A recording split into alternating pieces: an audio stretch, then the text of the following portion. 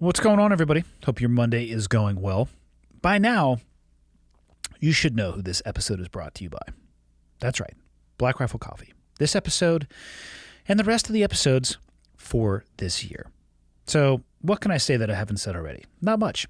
They're an amazing brand founded by amazing people. And if you go to blackriflecoffee.com, they have everything you could possibly want or need in the coffee ecosystem. From coffee itself, obviously, to everything that you would need to make it, to hats, to shirts, to, everything in between. Stickers, can't forget those, of course. So go to blackriflecoffee.com and go wild. Do it at work when you're supposed to be working. Or I don't know, maybe don't do that. That's what I'm going to do. And that's it. Let's talk about my guest today. My guest today is Keelan Darby. Keelan is here on behalf of her husband, Ben, who was previously a Huntsville police officer that was involved in an on-duty shooting in 2018 of a suicidal subject armed with a gun. And he was cleared by his department after an incident review board determined that he was justified and followed all of the applicable policies and laws as established by the United States Supreme Court. So as you can tell, there seems to be a discrepancy between what his department thought and what the district attorney thought. There are a lot of things that go into this, and Keelan does a much better job of describing them than I ever could, so I'm just going to get into it. Episode number 231 with Keelan Darby. Enjoy. Okay, got the red smoke. Gun run, north or south, west of the smoke, west of the smoke. Okay, copy, west of the smoke. I'm looking at danger close now. Come on with it, baby, give it to me, I need it. You're cleared hot. Copy, cleared hot. How many podcasts have you done? You're my third. I mean, it's still on the podium. You were booked first, but when I went to visit with the Resiliency Project last week in California, I did a formal interview with them, and then they hooked me up with 2 podcasts while I was out there. So you were the first booked podcast. You just aren't the first one to hear it. Actual one that you did. Yeah. Third is still on the podium. Yeah. I mean, it's not the greatest place on the podium. Some people would say you should be happy just to have participated. And I say, fuck you to that. That's not a good theory to have. But I'm glad you made the time to come out. I appreciate that you were willing to sit down and chat with me. Yeah, I appreciate you just... I know Mike. I think Mike was the one that got us together. Mr. Glover. Yes. How'd you meet Mike, by the way? So we're fans of his, Yep. Ben and I actually am from Prescott, Arizona. Okay. And that's where his He business moved was first started out of, was out before of Prescott. He went to Heber City, right? Right. So we were back home visiting my parents. I think it was in 2018. I was talking to Ben about it last night. And he said, hey, when we were there, he's like, hey, we should go see if he's at his store because, we follow him or whatever. So we drive down there and he wasn't there. But everyone there was super cool and we talked to them or whatever. And we left, and as we're leaving, we see Mike pass us. And so we were those creepy people who turned around and followed him back to headquarters. And we walked back in. We were like, hey, we wanted to meet you. We're your fans or whatever. And so we started talking, and he's like, what do you guys do? And we're like, we're both cops. Yeah. And just going down that rabbit hole. And my husband's story had come up. And we were talking about it, and Mike was like, yeah, you guys know I do my own podcast. And we said, yeah, we listened to it. And he said, well, when you're done with the legal system, call me, and I want you to come on my podcast. Oh, the trial was still ongoing? Yeah, so this all happened Ben's shooting was in 2018. Okay. April. And then I think it was either Thanksgiving or Christmas. We went home to go see my parents. Okay. So we, when Mike said that, we were like, okay, we'll see. And we took a picture, well, just because it's like to us, he's this Instagram, he's a influencer. Influencer, yeah, that's influencer. The word he prefers. Okay. An influencer, a thought leader. What other words does he use for himself? I hear him call himself handsome often. Yeah. Chiseled features is another term that I've heard him use to describe himself. None of that's true, by the way. I'm just taking the opportunity to talk shit about Mike. No, he's one of my favorite people. He is fantastic. Yeah, and we just looked up to him, and so we took a picture with him, and everything happened this past year. We went to trial, and then we had sentencing in August, and I was like, maybe I'm just going to reach out to him on Instagram. Yeah. And so I sent him our picture, and I was like, hey, I don't know if you remember us or not. Just so you know, we're real people. Yeah, and I was like, don't know if you remember us, but my husband just got sentenced to 25 years.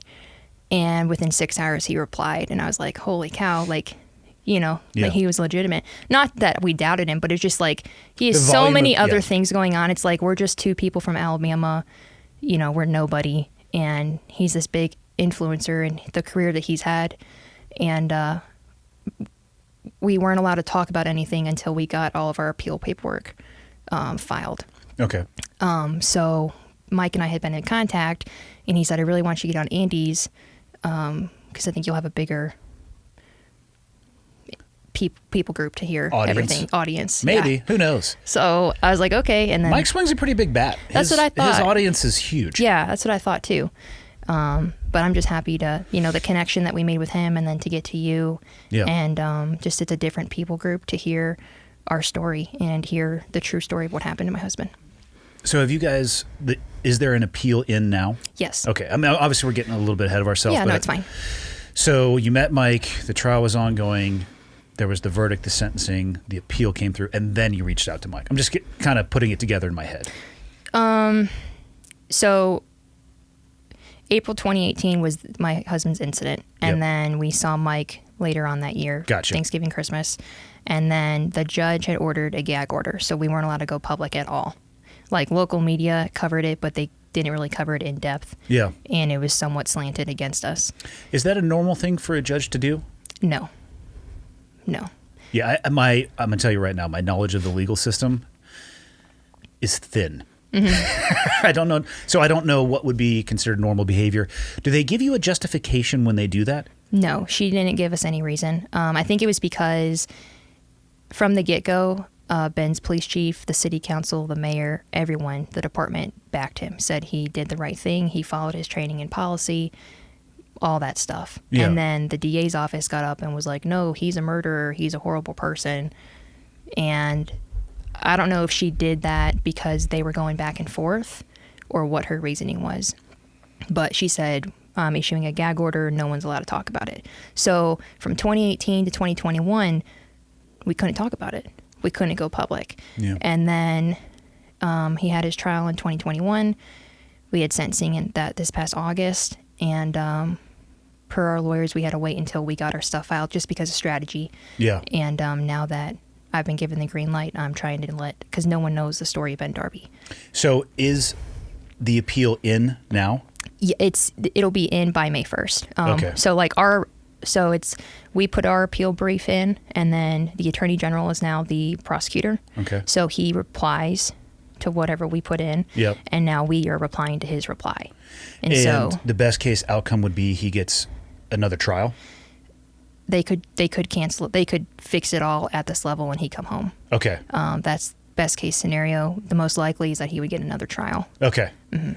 Both of those, well, obviously the first option would be the most straightforward, but the second option, worst case being that he gets another trial, at least in my mind, seems like it would be a step in the right direction. Yeah, I mean, because the trial that he got was unconstitutional. It was closed to the public, including myself. I wasn't allowed in the courtroom with him. That's a Sixth Amendment violation. So we were allowed to watch it from another room through a Zoom feed, but periodically the judge would cut the feed. Really? So we'd be watching it, and then the screen would go black, and we wouldn't hear anything.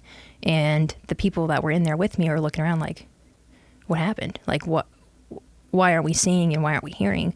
And then it would come back on, and different people would be on the screen. All what we could see was the witness box.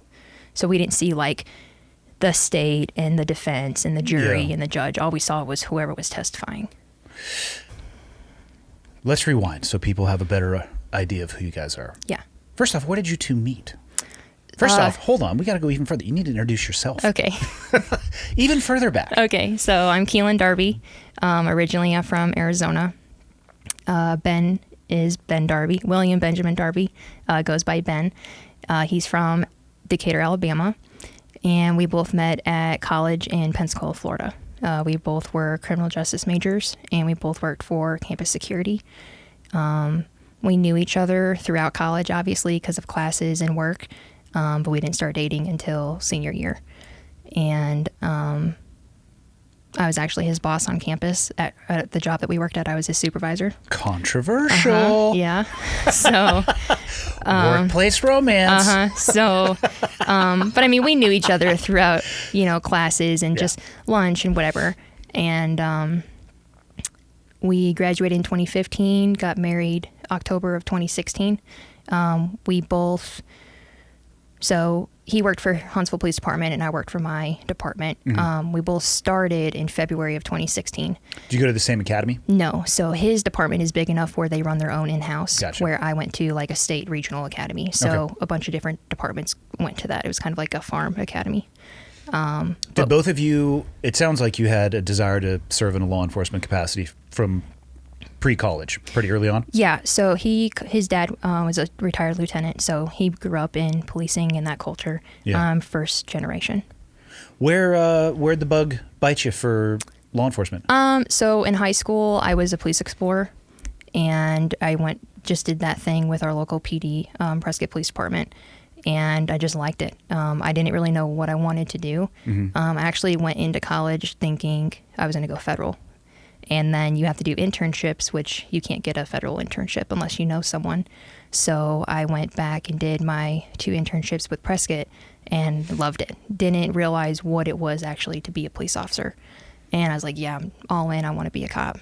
I've actually spent a good amount of time in Prescott, but I'm trying to remember. Do they have Sheriff's Department as well as PD? They do. Okay. Yeah, so you have Prescott Police Department and then you have Pike County Sheriff's Office. That's what they have up here as well. The KPD is literally right behind my back, and then the 4 sheriffs are somewhere in the valley. Yeah.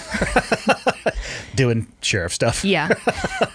And like back home, it's the same way. You have local PD and you have sheriffs, but the PDs are bigger departments. Where like in Florida, your sheriff's office are the main agencies, and the PDs are the less. What criminal justice degree? What is that actually comprised of? Like, what kind of classes are you taking? So like Introduction to Criminal Justice is your 101 class. It's just basic, it's your umbrella class of everything that you could possibly get into. We took like criminal law. We took a couple psychology classes, policing 101, probation, stuff to do with corrections. Is that a normal path for law enforcement officers to take? Or maybe a better way to ask that would be, what do most people do with a criminal justice degree? Where does that lead them occupationally? Policing, pardons and parole, corrections. You can go the federal route, but usually you have to know someone to get a Fed job. Okay. If I could go back and I still get together with Ben and we live our life together, I'd probably go back and get a business degree, just because if I ever got out of policing, I'm kind of stuck in that box where like business or something else would be more broader. Right. Do you feel that the criminal justice degree has direct application to what you do now as an officer? It does in some ways, and then some ways it doesn't, because the degree is just a broad Yeah, I was going to say, it seems like it would be the generalization. broadest strokes. Right, but then you get to your department and your agency in that state, because all the states are different. Like in Alabama, like for example, murder, you just have a murder charge, where in other states it's murder 1, murder 2, murder 3. Alabama does not break out? No, it's just murder. What if somebody did something really bad and they need it, and you didn't have time to premeditate? It's all just murder? Mm-hmm. So like you have aggravated assault or aggravated manslaughter, which is something that they try to offer Ben, but it wasn't. That constitutes recklessness, and it wasn't reckless. Which I don't want to jump ahead. We'll get to that. So you guys graduate from college. You guys moved to Alabama, I'm assuming. Yeah. So he's from there. Yep. He was going to move to Arizona, where I'm from, and I came to visit, and I was like, no, I'll move here. Stupid I thought you reason. loved Prescott. I do, but I just wanted something different, and it's brown in Arizona. Like, I mean, it's very brown in Prescott too. Yeah, it's kind of like when I got here last night and just driving around today. It was I was like, oh, this is kind of like Flagstaff and kind of like Prescott. Just that, I mean, there's mountains and it's not as beautiful as it is here, but I'd say it's comparable a little bit. I used to fly into Prescott all the time, and pretty much all of the terrain around it, except for Flagstaff, is like the high desert. I get it. I could see why you want to move. I don't know necessarily. I love everybody in Alabama. There's more scenic places than Alabama. Yeah, I mean, it's pretty. Like, it's a different... It's a different type of pretty. When you're used to 22 years that I was in Arizona, everything's brown and dirt and dead. And then you go to Alabama, I think I still do it, but Ben and I would be driving down the road and I'd be like, man, this is so pretty. Man, look at how green that is. Or man, look at that. And he was like, yeah, but he was used to it because he grew up in it. You know, where when we would go back home to see my parents, he's like, man, look at the mountains and look at this. So it's, if you don't grow up in that, or if you're not used to living in that and you see it, it just hits you differently. My kids consistently tell me to shut up because pretty much every time I'm with them, we're driving, I'll look out the window and be like, it is so beautiful here. We're so lucky to live in there. Like, shut up, Dad. You can stop saying that. We get it. Yeah. I'm like, sorry. Yeah, no, it's beautiful here. Yeah, I'm sorry that I have a deep appreciation for the snow-capped mountains in the spring. Like, little bastards, get back on your phones. Yeah. So, did you guys finish your academy? Is it roughly the same time? Yeah. So we started February 2016. We graduated July of 2016, and then by the end of October, I think we were cut loose. So again, to your individual departments. Right. So he did all his field training with his department. I did all mine with mine. We got married in the middle of that, so that was crazy, trying to plan a wedding while going through the academy and field training. Logistically challenging, if you will. Yeah, yeah. Was it what you thought it was going to be, your experience at the academy? And I guess that's a question, obviously you'll be speaking for him a little bit, but I find oftentimes to include my service in the military, you have an idea of what you think it's going to be, and then you go through the pipeline and you're like, some of this is awesome. Some of this is not what I thought. Yeah. So, again, I didn't go through Huntsville's, but so I would be gone Sunday through Thursday night. I would come home, and then we'd spend Friday, Saturday, and Sunday morning together before I'd go back to my academy, and we would compare stories. And so in my department, we have a mini academy, so it's just based off of our department, and we go over like our policies, and we go over case law and criminal law and all that, but it's strictly just for our department.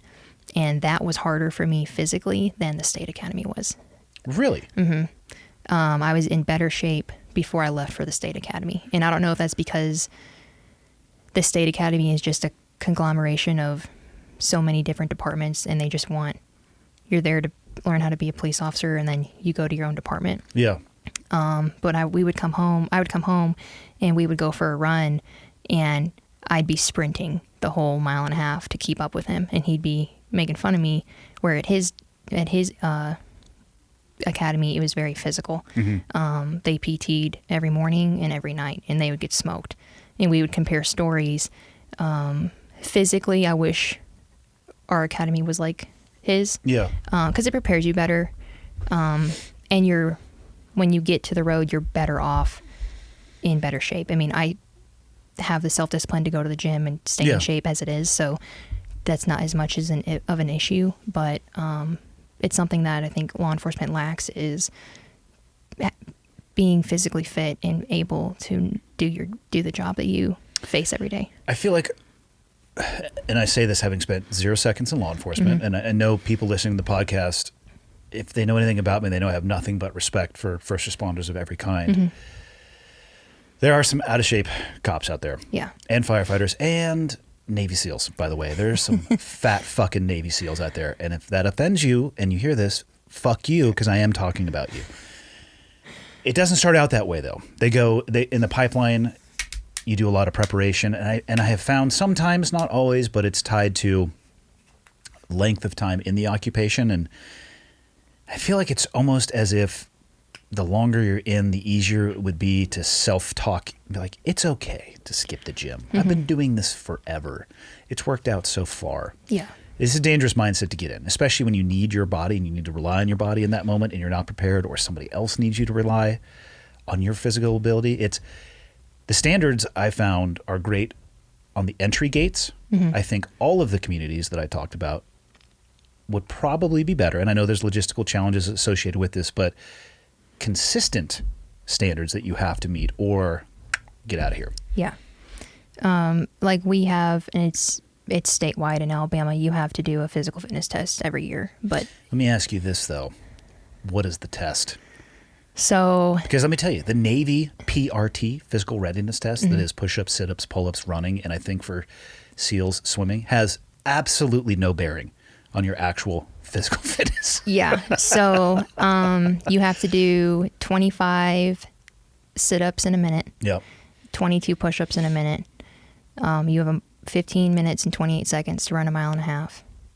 And then you have 90 seconds to do an obstacle course, which consists of pushing a car, you run a little bit, jump Yeah. a 6-foot fence, run a little bit, go through a window, run a little bit, go across a balance beam, and then you have to drag a dummy, like a 165-pound dummy, and then you're done Did you say 15 minutes and 28 seconds? for a mile and a half. What kind of asshole came up with that number? I don't know. Why isn't it 15:30? I don't know. Or just like 15. Like, I don't know. Seriously. I don't know why. God, the I wish 28 sometimes I seconds. could be there when these things were created. Somebody in the room was like, no, not 15:30. It's 15:28. Right. Okay. Right. I don't know. I thought that's just what Post put it out as, and that's So what let we me ask follow. you this then. As an officer in Alabama, how much do you think that test is actually indicative of the officer's ability? It's not. It's not. Your, I your mean- facial expression showed it all.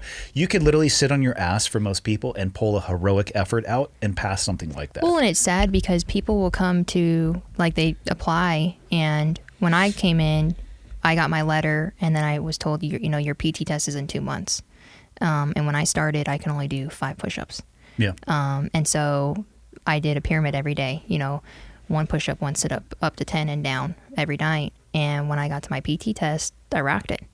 And there's guys and girls who show up and they can't. And it's like, they're minimum standards and you still can't pass. Yeah. Like, it shouldn't be that hard. And it's not that hard. It's just, that's today's culture. No one is out there exercising. Everyone's looking at their phone or on YouTube or whatever they're doing. I'm fine with people doing that, but also exercise. Yeah. So just throw a couple walks in every day. Some of your time where you're going to do something that, especially in a professional capacity like the one that you and your husband hold, it's like, listen, people rely on you. 911 is not the number you call to pass along birthday wishes to people. It's the number you call when you're having the worst day of your life. Right. The people responding to that, I mean, it's a... I can only imagine it's a beautiful burden, but also privilege to be able to be on the receiving end of that. Mm-hmm. But if you don't take it seriously, in my opinion, you don't deserve to have that job. Right. And your other officers, your other teammates count on you, when you get in a fight or you're in a fight and you're waiting for them, you hear the cavalry coming and you're like, Yeah. man, I hope they get here quick, and you're fighting for your life to stay alive. You hope that the ones that are coming to back you up can handle their stuff and Yeah. help you. You know? want the varsity team showing up, not the JV squad. Right, exactly. And unfortunately, people don't take it seriously. On my squad, I'm one of few that I know regularly go to the gym. And I hold Why myself... do you think that is? Because people don't like pain, and... Yeah, but but I feel like they're just delaying the pain. You look at, again, so somebody has to respond to something like that. Let's say you don't want to go to the gym because you're delaying the short-term pain, Mm-hmm. but then you do find yourself in a fight, but you're losing it. So, you know what I mean? The pain is still going to come somewhere. You're just pushing it down the road. I don't think everyone thinks it's not going to be me. I'm not going to be the one that gets in a life or death fight, or I'm not going to be the one that has to physically fight some guy off of me. Yeah. It's going to be the other person. It's not going to happen to me. And that's a not the dangerous case. mentality. Yeah. Huh. It's interesting to me, again, not coming from the law enforcement background, but having a good amount of my friends who are in that world, the diversity of academies and how they landed at where they work now, whether they're a sheriff, a PD, even a federal organization. And maybe you would have a better answer to this, but to me, it seems like your academy and Ben's academy, they both, at the end of that, you're a police officer, but it's at a varying baseline. So even inside of your own state, you have a product that to an outside perspective is a uniform and a badge, but internally it sounds like there's some vast differences. Yeah. And I have to assume that's going on all Nationwide. nationwide. I don't know. That can't be a good thing. I mean, the state, so Post puts out, these are the standards these are the requirements you have to meet to become a police officer. So everyone gets, I think it's 520 hours of training, and then you have to do at least 12 hours of training every year once you become certified. And, so much of that has to be firearms, and so much of that has to be mental health and, whatever the requirements are. But there's a lot of wiggle room. And I think that comes down to funding and training, because his department is bigger than mine by a couple, 300 or 400 people, officers sworn. Yeah. And then funding, it just depends on how that department wants to fund, if they want to, how much they want to go into training or how much they want to do whatever they're going to do with the money. Is it even possible to create a baseline system that all officers would be trained to nationwide, or is it just kind of the way that it is based off of the size of the municipalities? I would say you probably could, but I think it would be difficult to do just because of the size and funding and how would many people. Would it be worth it though? Like everybody, because then everybody at the end of that, it's one of the things I appreciate about some of the military selection pipelines is that at the end of the day, using being a SEAL as an example, 6 months of buds, and now they have like an additional 18 months to 2 years of SEAL qualification training where static line and free fall, parachuting, cold weather, operating in all the environments. And at the end of that, you are awarded your trident. But you know that the person to your left or right has the same training, and you could go to the East Coast or West Coast team, and anybody who is wearing a trident, you have this, you know what I mean? It's baseline. Yeah. And so I think there's less variables. Obviously, much smaller community. We're talking about a community of about 3,000 active duty people. I wonder if the headache of setting that up or creating a system like that would be worth it in the end, because then every officer that you ever encountered, at least once a system like that was implemented, would have a baseline template that they're building from. I don't know. Yeah. I mean, that would be nice, because everyone takes, like, there's a 1,000 different ways to police. And as long as you're not breaking the law and you're not violating someone's rights, you're good to go. But everyone just has a different idea of how it should be done. And I don't know if they'll ever get it nationwide where everyone's going to do this and everyone's going to do that. I think loosely there is, but when you break it down to each department and each agency, you see. Yeah. I mean, I also think there's about 800,000 police officers throughout the United States, so slightly bigger numbers. Just a little bit. Yeah. Yeah. I'm just throwing. Sometimes I'm the good idea fairy. I'm just throwing stuff out there. No, that's a good idea. Yeah. Well, I mean, it might be a good idea, but it might fail in execution. The practicality of it might be a problem. So, how'd you enjoy being a police officer out of the academy? I loved it. I ate it with a spoon. I would come home and we would compare stories. So of course, they tell you, don't bring work home with you. But what if you're married to a cop? Have fun with that. That's all you do. And we had fun with each other.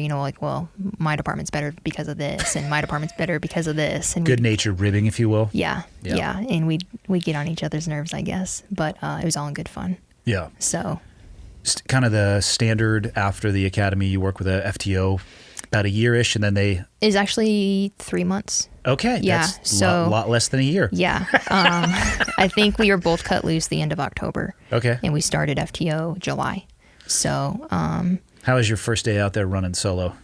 When I got in my car and I was like, I'm all by myself. Like, what are we going to get into? What was your first call?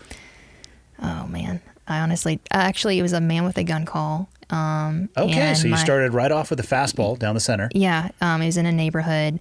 The guy was supposed to be, he had a shotgun, I think, and he came outside with it, and his neighbor called on him. And so I was going to it, and I was 2 blocks away from when the call came out, and my lieutenant got there at the same time I did, and the guy was inside his house at that time. And everything worked out. We made contact with him. Everything was safe. And I'm not gonna lie. Sometimes I come outside of my house with a shotgun too. yeah, But I don't have any neighbors for 60 acres. yeah. So you're okay to do that. But when you live in the city, I don't remember if he was shooting at stuff in his yard, like at a squirrel or something. I don't know. I don't remember the exact. I have a hard time specifics, judging a man for shooting a squirrel but or a turkey or some other animal that comes out in his yard. However, you need to be aware of your backdrop, and if you live in a city, reconsider. right, Get a pellet gun. right. And Which people will still call for you on. Well, that's because those people have shitty tactics. Obviously, you open a door or a window and you go back into the back of the room and you shoot it through the window and pretend that you don't know why the squirrel fell out of the tree. Right. Hypothetically. If you're ever to do that. If you were ever to do that, because then your neighbors aren't going to see you and nobody will be the wiser. And if it's turkeys in your yard's not going to be full of shit. Right. And you might have something to eat for Thanksgiving. I don't know if it would be good to eat a town turkey for Thanksgiving because I don't know what they have been eating. Yeah, that's true. Yeah. But for you, for example, For me, they're being on awesome. a bunch of different acres, yeah. Yeah, they're eating nothing but whatever turkeys are supposed to eat. Mm-hmm. But they do come and they shit on my patio. And I have a furious vengeance for them. And anytime they come on the property, we have a little party. Yeah. It's game on. And if you're a game warden listening, don't worry. I have all my tags and only during spring or fall turkey season. It's okay. I can scare them without killing them. True. Yeah.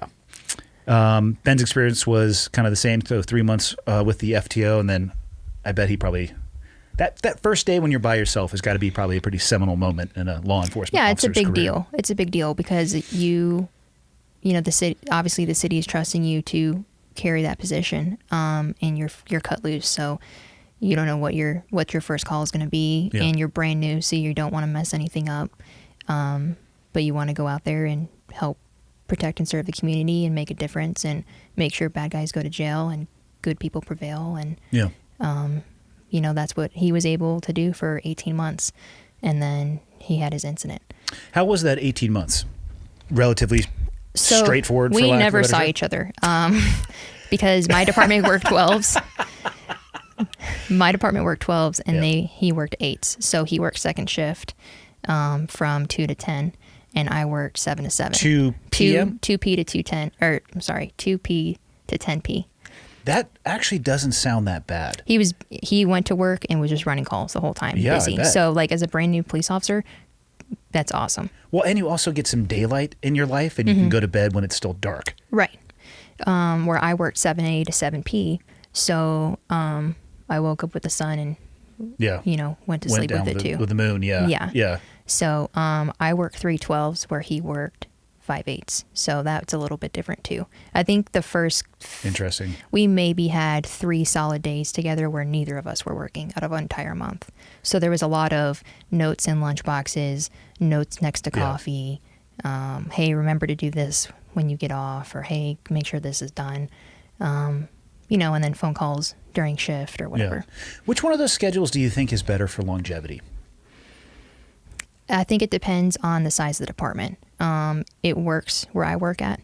How many days? So you do, what was your schedule one more time? I work 3 days off, 3 12-hour shifts rotating, so I don't have set off days. Okay. So, But you do 3 on, 3 off? right. So like my shift is supposed to work Saturday, Sunday, Monday Yep. this week.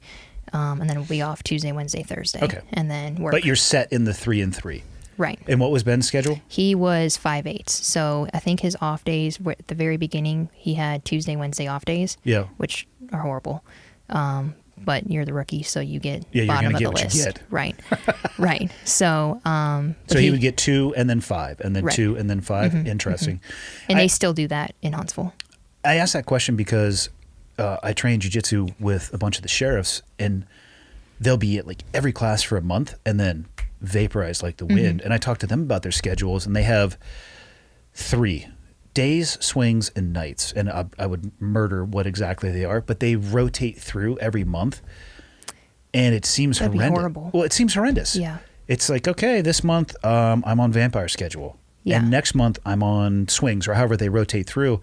So their life is in upheaval, it seems like a lot of the time, whether it be personally or professionally. Because literally, I would see when they're not when they're on nights or swings, we usually train at midday. It's like they're all there. Yeah. And literally the next month, you text them and it's like green. You're like, that's weird in the middle of the day. And they're like 9 o'clock at night, like, hey man, just waking up. Yeah. And Yeah. it seems like it ages them in dog years. Yeah. So I was 7 to 7 for 5 years, and then I got promoted to working 2 to 2. 2P to 2A. Yeah. Yeah. I got promoted and put over a different shift, Yeah. and we worked 2P to 2A. And it wasn't horrible because it went by quickly, but I didn't love it.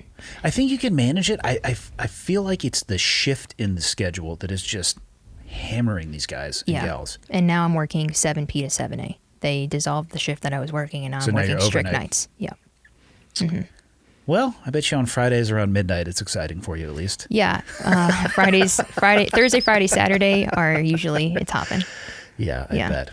So how was Ben's 18 months in his department leading up to his incident? He loved it. He got along well with everyone that he worked with. He got a community service award, or a community action award. I don't exactly know what the title of it was, but just for being proactive in a certain part of Huntsville, and just like as an appreciation thing. What's kind of weird, I guess, is he was given that award the day of his incident, so he actually never got it until after, because he was involved in the call that he was on. So Yeah. he didn't realize he was supposed to go to the ceremony, and he got it after the fact. So we have a plaque commemorating something good that he did, which was probably, it was a bad day for him. For sure. Mm-hmm.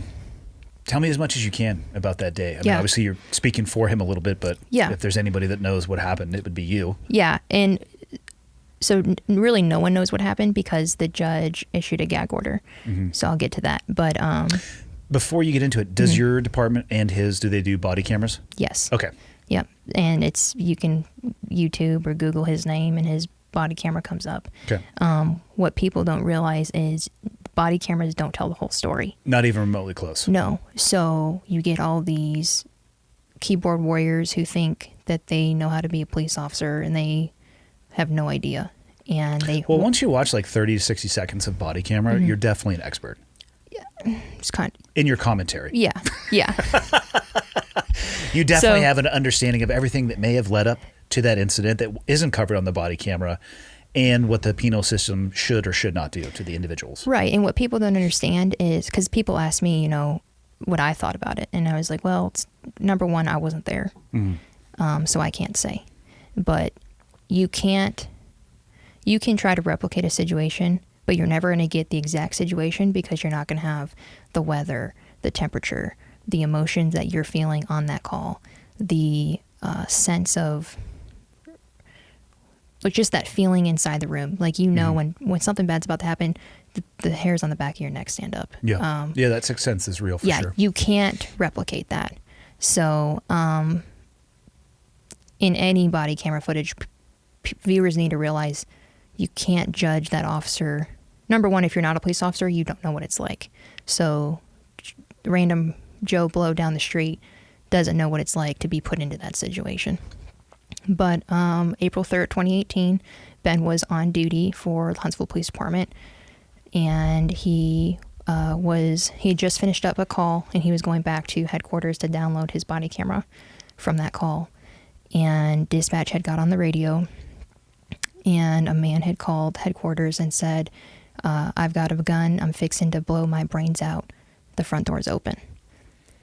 This came through the 911 system? Okay. Yep, he called 911, and he'd said that. And the dispatcher said, hold on, I'm going to try and get you some help. And he said, no, I'm good, and hung up.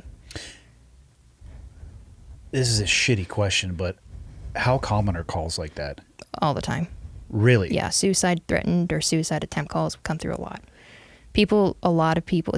I'm assuming that's a call for help, I guess metaphorically and physically for most people. It is, but in this situation, he wasn't looking for help because the dispatcher told him, hang on with me, I'm going to connect you. And he said, no, I'm good. Yeah. So he didn't want help. And I'll get into that further later on. But he had said, I've got a gun. I'm fixing to blow my brains out. the front door's open.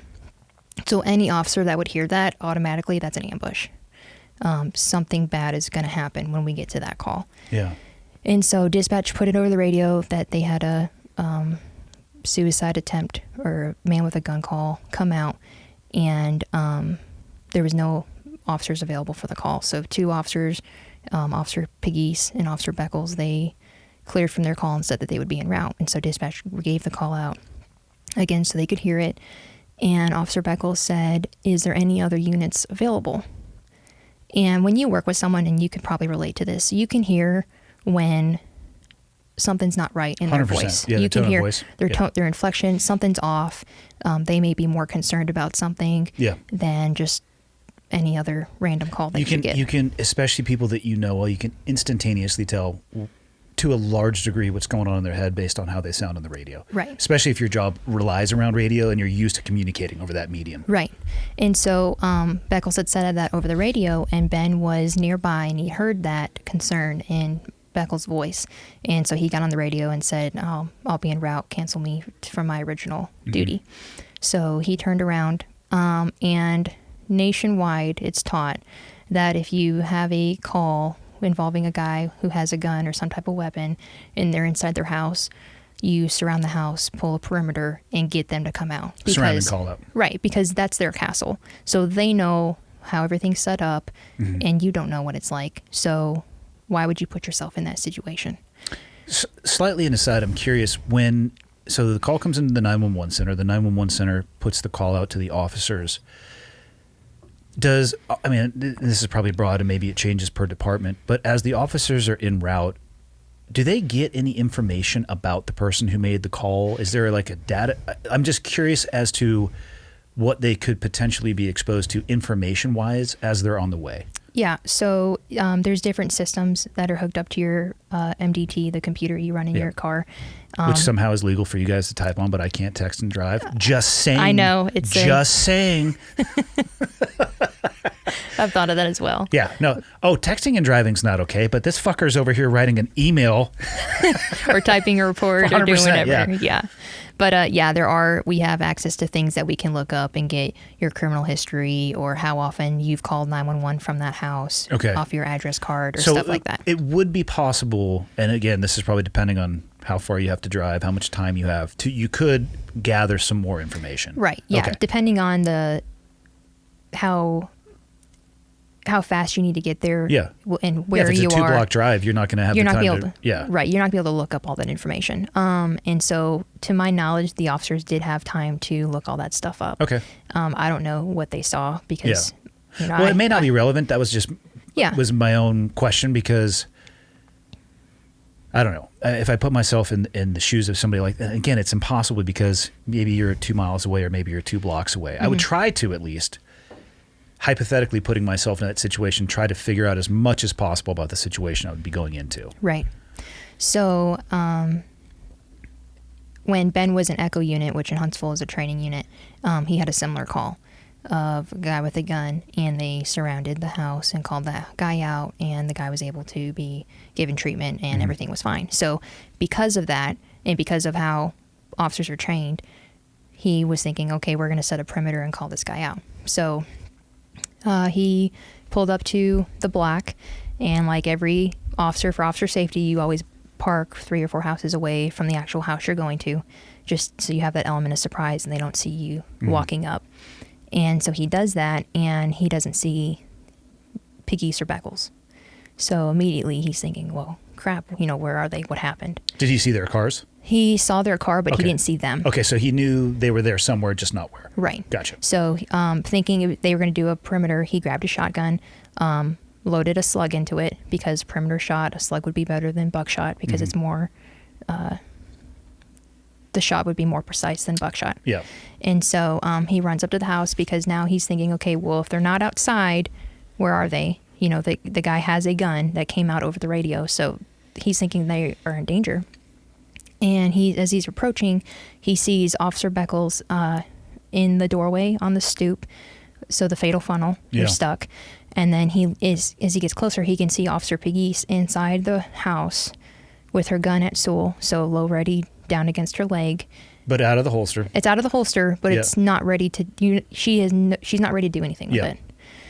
And she's standing behind a couch, and the guy is 20 feet away from her with a gun. Standing or seated? He is seated. The gun is pointed at his head. Okay. So he's sitting there like this, 20 feet away from her. Yeah. And she is behind a couch. So not known to stop bullets. Right. So cover and concealment, which you're familiar with, but I'll say it anyway. Sometimes people confuse the two. Yeah. So cover is something that's going to stop a bullet or a round. So a brick wall or something like that. Yeah. Concealment. Yeah. A couch is concealment, but a bullet. Not if you're standing behind it. Well, no, it's going to zip through it. Yeah. Yeah. If you're standing behind it, it's like, oh, I can see you over there. When you're playing hide and seek and you're laying behind a couch, that's concealment. Right. Right. But if you're, just your waist down is covered from it, it's really shitty hide and seek. Right. And so she's standing there. The guy's got his gun to his head, like this. And she's directing traffic with her one hand, talking to him, and her gun's down against her leg. Yeah. And so Ben sees that.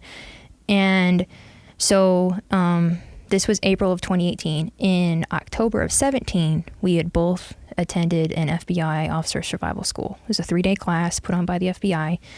And you learn officer survival tactics and how to deal. One of the situations was dealing with a man with a gun and it being a suicidal subject. So we had, him and I and the other people in that class had that training on how to deal with a situation like that. I bet most of those situations were based off of real world events as well. Correct. Yeah. So we had already gone through a very similar scenario to what he's about to face. What did the FBI recommend? We shot. We made we shot it.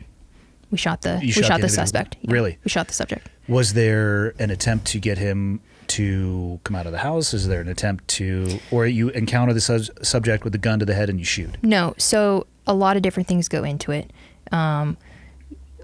Your surroundings, if they're being compliant or not, you always tell the person to drop the weapon. Yeah. But in Ben's case, before he got there, I think the other two officers gave Mr. Parker 4 or 5 commands to drop the gun. Yeah. So he was already told so many times to put the gun down. Yeah. You're not going. So in the 911 call, he showed his intent that he didn't want help because when the dispatcher said, "Hey, hold on for me," he said, "No, I'm good." So right there's your first instance of him not wanting help. He's calling because he wants to die. And then the 2 officers give him 4 or 5 verbal commands, put the gun down, and he doesn't do it. So there's 4 to 5 more. Now we're up to 6 command, opportunities for you to help yourself, and you're not taking them. So Pegues is trying to talk to the guy, and she's vapor locking, not being able to clearly communicate with him. And as Ben gets up there, he was like, point your gun at him, he can shoot you. Because his gun is here. Yeah. And it's for him to just go like that is going to be he's going to be faster. He'll be able to come and before you can come up and go out. Action is rotate his wrist. Right. Action is faster than reaction. And we're taught that in the academy. And one of the training instructors, training advisors when Ben went to the academy, he was a SWAT operator, so he had extra training, and he had to answer a call where it was a domestic, and the guy was on his front porch with 2 long guns pointed at the ground. And so this officer, he gets there, he's got his SWAT rifle out, he's not engaging, but he's got his on target. He's prepared. Right. And he told Ben's academy class was the first class that he was able to teach his story with to them.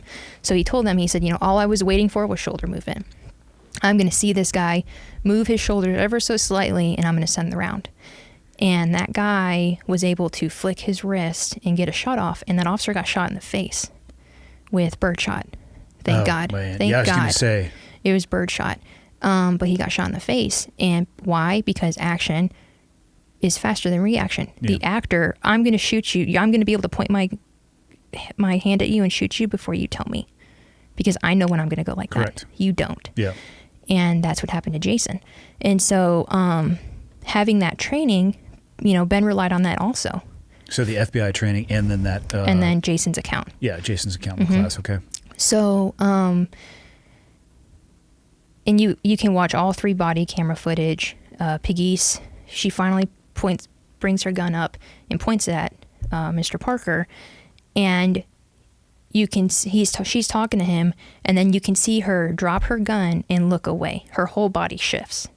So now, if he wanted to shoot, and she was the closest one to him. Yes, she's close. If Parker wanted to shoot, that was his perfect opportunity to do it, because now you got a cop who had her gun out, lower it, and then totally take her eyes off of him and look at Ben and say, he's not going to do it, or I don't think he's going to do it. I don't know what her exact verbiage was, but she told Ben he's not going to shoot us. Okay. So, is telepathy a part of the training modality at the academy? Not to my knowledge. All I mean, right. it wasn't at mine, and it wasn't at Ben's. So, I haven't seen it on any curriculum ever so far, but, and what the media and everyone who thinks they know about this case, they're like, well, the other two officers have so much more knowledge and experience than Ben Darby, because Ben Darby only had 18 months on the job going into that call. Officer Pegues was only 1 year ahead of Ben. Mm-hmm. They were separated by academy classes. So she wasn't this rock star veteran 15-year cop who knew how to handle every situation. Beckles did have a little bit more experience than Ben and Pegues, but she wasn't this awesome cop. She wasn't Jason Bourne. No. Not to say that Ben was either, but Ben had control of the situation. She didn't. And so, how many situations like that had she been in? to my knowledge, not that many. I have talked to, I'm friends with several Huntsville officers. Yeah. And so they both, Huntsville is broken down to west, north, and south. And then you're broken down to east and west side in each of those areas. The area that she worked was busy, and you had multiple person with a gun calls. Yeah. But she never volunteered to go to any of them. Yeah. And neither did Beckles. They kind of were the ones that just sat in the parking lot and waited until their number was called. Well, and I didn't ask that to be, by no means am I trying to judge anybody. You know far more about this than me, but I'm just thinking in my head, it's easy to associate time on the job with depth of experience. Right. And they're very different things. Right. A lot of people think that, oh, that guy's a SEAL. He like they think it's like Saving Private Ryan every day on the job. And the reality is the vast majority of SEALs actually don't see that much combat, if any. Mm-hmm. So there's a huge difference between somebody who has been in for 20 years, experience-wise, say pre-9/11, and somebody who's been in for 10 or 5 with consistent rotations on a combat deployment. Mm-hmm. So it's something for people to consider when they think of just how long somebody has been on the job. That doesn't necessarily equate to the amount of time in situations like that. And I can tell you from my own experience, people's behavior, to include my own, some days you have good days and some days you're like, fuck, that wasn't awesome. Right. Right. And people don't realize that. So when she had put her gun up and then dropped it, and Ben was like, he realized this is about to go bad because she's not. Did his behavior change, the subject's behavior, when she actually pointed the weapon at him? I don't remember seeing it change. Okay. The whole time Ben described it, he was very deadpan. The guy was calm, but it was almost flatline. Yes, but it was, you wouldn't be calm in that situation. Something was off. Yeah. And so also Officer Pegues did not relay that the guy's fiance was in the house. So Pegues and Beckles knew that, but that never got over the radio. So she tended to read the radio, which is emergency traffic only. Mm-hmm. So that, basically they own the radio. Yeah. But she never relayed to Beckles, hey, there's someone else in here. So now you're potentially got a hostage situation. You could get to that. So Ben didn't know that running up there. He just saw she's in the house with no cover, with a gun out but pointed at the ground. There's a guy 20 feet away from her with a gun in his hand, and he's not listening to her. Did Beckles have his gun out? He did, but it was also at Sewell, low ready. Okay. So when she took her gun back off him and put it down at Sewell, Ben got in. He walked in, and he raised his shotgun, and he gets on target with the guy. He's like, drop the gun. And the guy said, no, I'm not going to do it. And Ben said, I'm not going to tell you again, drop your gun. and he's still, dead on the guy. Yeah. And Ben said that the guy, he's got the gun to his head, so he's like this. And the guy said, "No, I'm not going to do it." And as he did that, he shrugged his shoulders, and the gun moved. Yeah. Ever so slightly. And Ben shot. Because again, action is faster than reaction, and not everyone is going to see. Everyone's going to see this. Yeah. But not everyone's going to see this. Yeah. Or this, or whatever. And he shot Mr. Parker, and he stopped the threat to his life and the other 2 officers' lives that day. Because of what Ben did, they didn't have to have 1 or 2 or 3 officers' funerals. And that might sound callous or mean of me to say that, but every police officer, their goal is to come home at the end of the day. And when they were put in that situation on April 3rd, if Pegues and Beckles kept handling it the way that they did, one of them was going to get shot. So Ben broke his shot. He goes up, he checks. As he's going up to him, he's clearing the rest of the house. The other 2 kind of just were stuck in space, not really realizing what had happened. Yeah. Ben handcuffed him and removed the gun. And then the fiance's upstairs, and she hears the boom and comes downstairs, and Pegues turns around, and the fiance's like, "Oh my goodness, what just happened?" Freaking out. Mm-hmm. She didn't know what the hell was going on downstairs? No, she didn't know the cops were there. The fiance had no idea that they were downstairs. Holy shit. Yes. So that her fiance was down there in a chair or a couch or whatever, with a gun to his head talking to her. She had no idea. Yeah. So again, Pegues is 20 feet away with a guy with a gun to his head, guns in his hand.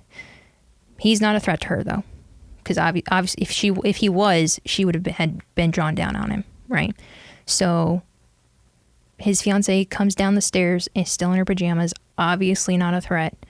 Her hands she's got nothing in her hands, and Pegues says, "Show me your hands, come to my sound of my voice," and she's engaged with her.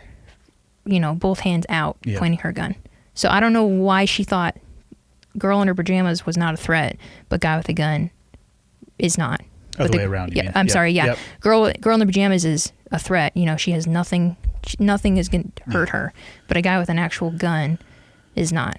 Well, again, I say this with no experience as a law enforcement officer. The sound of Ben's shot and the aftermath of that likely elevated her to an emotional state that was beyond what she was maybe prepared for in that moment. So it seems likely to me that's probably what happened.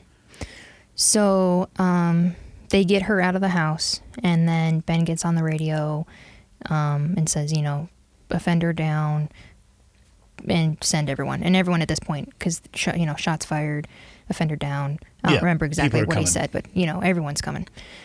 So Officer Beckles takes Ben's gun from him because now that's evidence. Yeah. And I was going to ask you, what happens in the aftermath of that? Yeah, so he had his gun taken from him, and the lieutenant got there, and Ben was told to sit in the lieutenant's car. Well, first he had some other officer was there to babysit him while the lieutenant went to the actual scene. Is this common procedure? I've never been involved in a shooting, so and I don't work for Huntsville, so I don't know exactly what their policies and procedures are. I know you get your gun taken away. You usually do that not in the public view because you don't want the public to see an officer disarmed. Yeah. I'd have to imagine it's very structured and templated what they do in that situation. Yeah. Okay. Yeah. So, he's separated, and he goes to, he has to go do a pee test and go get a breath test and everything. And so I'm working this day. I'm on shift. It was around 5 o'clock, I think, and he called me. I was on my way to an alarm call at a business had just closed for the day, and cleaning crew set an alarm off. And he called me and he said, "Hey, what are you doing?" And I said, I'm on my way to a call. What's up? And he said, "If you hear anything, just know that I'm okay." And I laughed. I was like, "Okay, what? Did you wreck your car again?" Because when he was in Echo Unit, he went to go across the road, and because it was 3:00 in the morning and there was bad lighting, he didn't see that it was actually a culvert. Not a culvert, but like a dip. And so he tore up his car that he was in. And so I laughed and I was like, what, did you wreck your car again? He's like, no, I didn't wreck my car. I have to go to the hospital. Just know I'm okay. I gotta go. I love you, And I was like, well, why is he going to the hospital? And then it hit me. He was involved in a shooting. Because why else would you go to the hospital? Why else? Unless it's standard policy and procedure between both of our departments, and I'm sure nationwide, if you wreck your vehicle or if you get in a shooting, you have to go get Oh, for sure. tested. Yeah, they're going to go. Right. Yeah. And so I answered, I was right there on my call. I went in, did my thing, and I called my supervisor. I was like, hey, I have to go home. Family emergency. And it was close to the end of shift, so he's like, yeah. I didn't go into detail with him. I was just like, I got to go. Mm-hmm. So I went home, and I waited. And he got home at like 11 o'clock, 10 o'clock that night. And he walked in, and I could tell he was visibly tired, and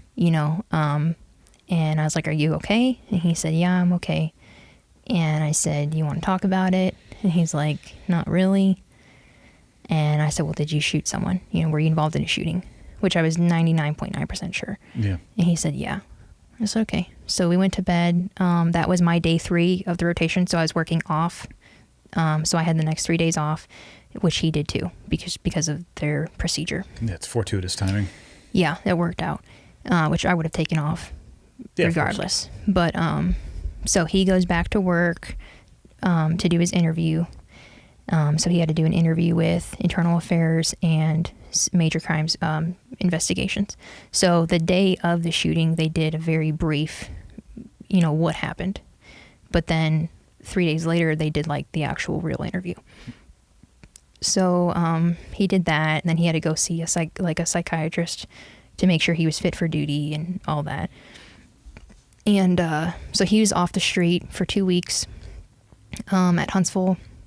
And I'm sure every department, but in Huntsville they have an incident review board. So every major incident, or every time you use your weapon, your service weapon, they have an incident review board, and they review everything to make sure it was within policy, no laws were broken, anything like that.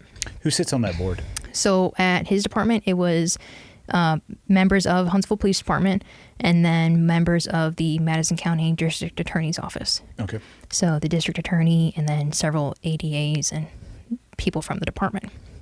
So that was 2 weeks after his incident. So they call them all in separately. They give their testimony or version. The other officers, you mean? Yeah, Ben and the other 2 officers come in. They tell their side of the story of like what happened from their perspective. And the people on the board talk about it, and then they say, yes, it's in policy, or no, it's not. So they concluded that the shooting was within policy. It was justified. No laws were broken. It was a good shoot. They also found that Officer Pegues and Officer Beckles did not view the threat that was in front of them. So they had to go through remedial training for lack of threat assessment. Ben did not. Ben did not have to go through any remedial training or any type of refresher course on anything. He was good to go all the way. The other 2 officers had to go through remedial training. So they were both, everyone was cleared to go back to duty. I think they went back April 23rd, so 20 days later after the incident. And then right before Memorial Day, Ben gets pulled into the chief's office, and they say, hey, we're putting you on admin duty because the DA is looking to charge you for murder.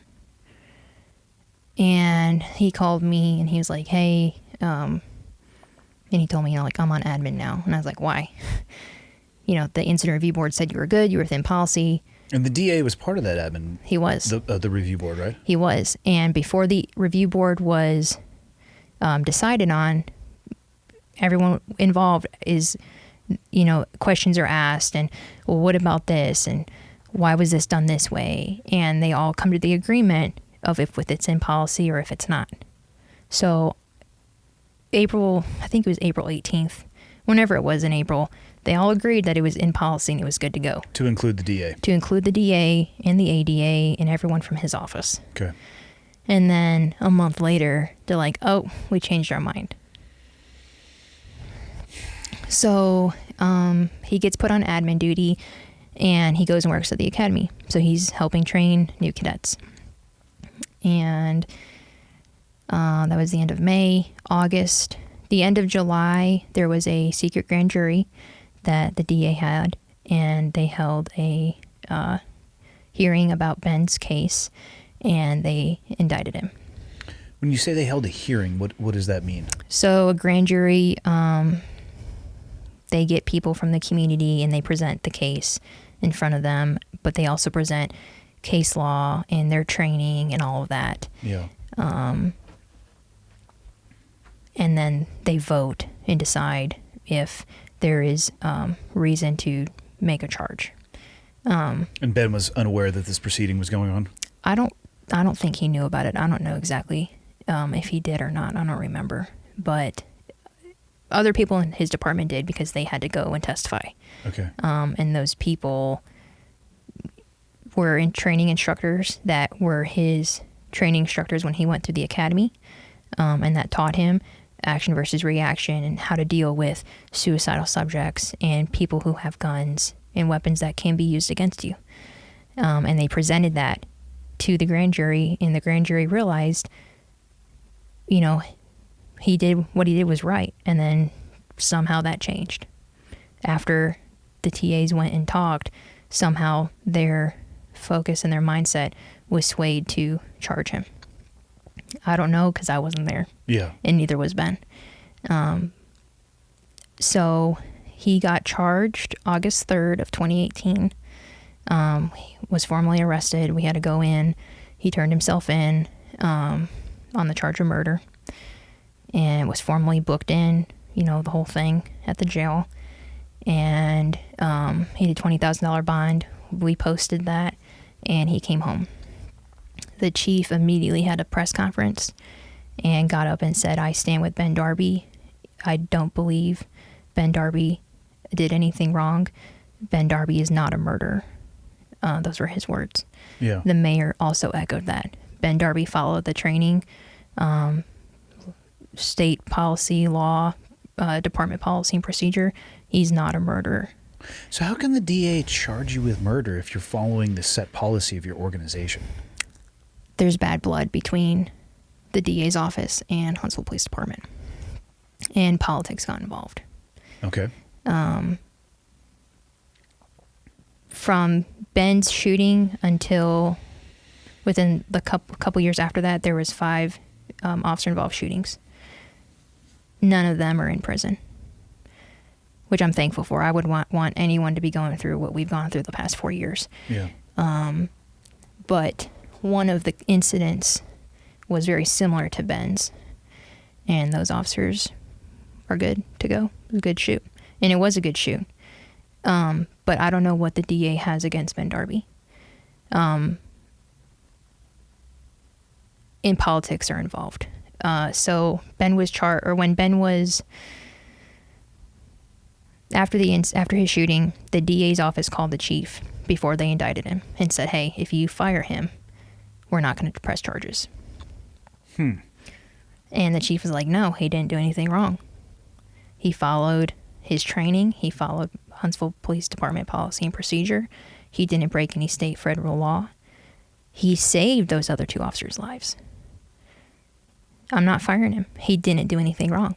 And they went back and forth. Well, if you just fire him, we won't press charges. We'll get this, we'll solve it. And the chief was like, no. And from the beginning, Chief McMurray has stood with us, and he has continued to stand with us. Even he's retired now. Yeah.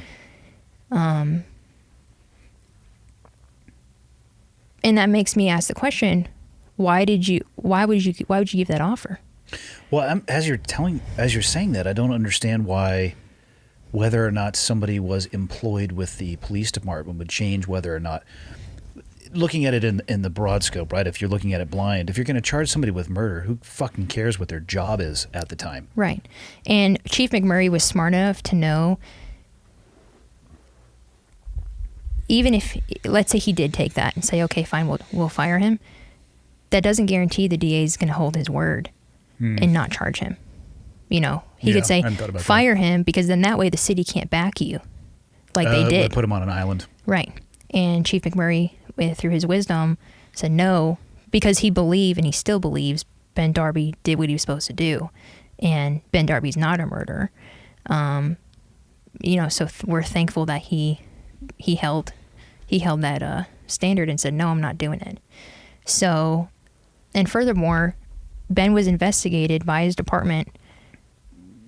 If you don't have the probable cause to make the arrest, then, I mean, if he was guilty of murder, why didn't they arrest him on April 6th, 2018, when they interviewed him? Yeah. I mean, if he cleared an internal investigation where they're looking at policy and tactics and techniques and procedures, and if he was found to be inside of that policy, and then the DA and the ADA were there at the meeting. And then one of those investigators that investigated him, once they got off record, he shook Ben's hand and was like, hey, man, you did the right thing. Don't let anyone Monday morning quarterback you. You did the right thing. So how do you have all that happen and then, oh, we're going to charge you with murder? I have no answers to that. I'm not asking you one for it, but it's just like, I mean, I have some suspicions, and all of them are fucked up. Yeah. And so, So what was it like after he got out on bond? I mean, what does life look like after that? Yeah, so the city still kept him employed on admin duty. So I don't remember if he was on admin leave again. So I think he might have been at home for maybe a week. I don't really remember because it's been 4 years. But he returned back to work on admin duty. So yeah, they took his badge and his gun, and he wore like a polo and khakis to work. But he worked within accreditation. So Huntsville is accredited by CALEA, which is a national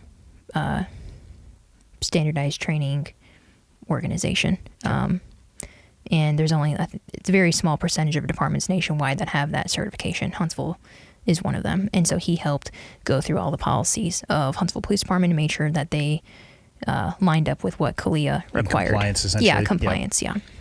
So he did that from August of 18 until his last day was July of 2021.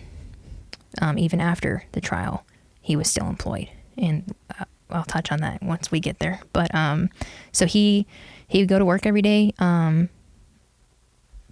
days a week, and he did whatever they asked him to do is what he did. I was still at work, did my thing, and we walked through this trial being told, hey, the system will work its way out. Just go through it. You are protected by case law. Graham versus Connor is bedrock case for use of force in law enforcement. And it states that the bead of the weapon does not have to be pointed at you before you shoot. If you are in fear for your life or another person's life, you are to eliminate that threat. And so that was August of 18. So that, like I said, the chief and the city council and the mayor were like, we support Ben Darby. He's not a murderer. Here's $125,000 for your defense. City paid for that, which was a huge blessing to us because you don't make money being a cop. You make some money. You make some, but you're just not making like G5 money. Right. So they supported us all the way. And then the DA got up there and was like, no, he is a murderer. He's a horrible person. He should never have been a cop, and everything else. And so the judge was like, I'm issuing a gag order. No one's allowed to talk about this. So I wasn't allowed to do what I'm doing today and what I've done in the past 2 weeks and tell our story and what actually happened. Local media did cover it a little bit, but it was somewhat slanted. Yeah. And they don't know, they're journalists. They don't know everything that was going on. So we go, that's 2018. 2019, they're trying to figure out when they're going to go to trial, and then COVID hits. So jury trials are suspended. So finally, the beginning of January 2021, the DA's office walks over across the street to our lawyer's office and says, hey, how about he takes aggravated manslaughter, no prison time, 5 years probation. So a murder charge in Alabama with a weapon with that enhancement, it's a 20-year minimum. Mm-hmm. And they were offering aggravated manslaughter, which would basically it was a recklessness charge. So yeah, it's still a felony, but it's saying that you recklessly killed someone.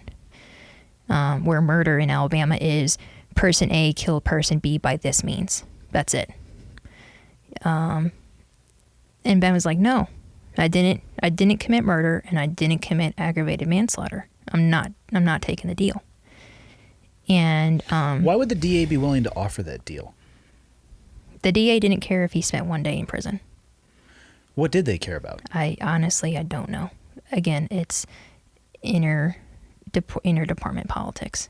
Yeah, because, again, listening to this, they go through the investigation. The DA is part of that. The interviews, they agree that it was inside of policy. Then the DA or people inside of the district attorney's office decide that they are going to charge him with murder, but then decide to offer him a plea for less. And I don't know shit about case law or DAs, but why make the step of charging him with murder if your intent is to offer him something lesser? I don't think they wanted to go through the hassle of going through trial, because during the trial they never proved the prima facie of murder.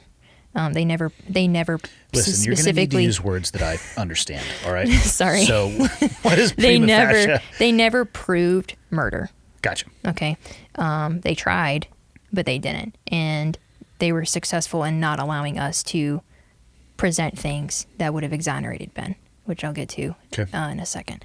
I don't know why. One, they said, hey, just fire him and we won't charge him. And then, hey, just take this deal. No prison time. Just take it, and that way we don't have to go to trial. Okay, no prison time might sound sexy, but a big old capital F in your record is not sexy. Yeah, he would never be able to be a cop again. Yeah. He would never be able to carry a firearm. And now he's a felon. Yeah, good luck getting a job with that on your resume. Right, exactly. And he's like, no, I didn't do that. I'm not bowing out. And even more important, he stood his ground for 3 years now at that point, from 2018 to 2021, that I didn't do what they're saying I did. Mm-hmm. And I can prove that. So if he took that deal, he just lost all that credibility and all that stand that he had for 3 years with everyone that had supported us and still continues to support us. Yeah. And so he said no, and couple months go by and COVID calms down, and they say, hey, you're gonna have a trial in May. Total side note, but I was thinking when you said that COVID hit and jury trials got shut down, did that put everybody who was supposed to have one into this suspended status where nothing occurred? Yeah, there was no court.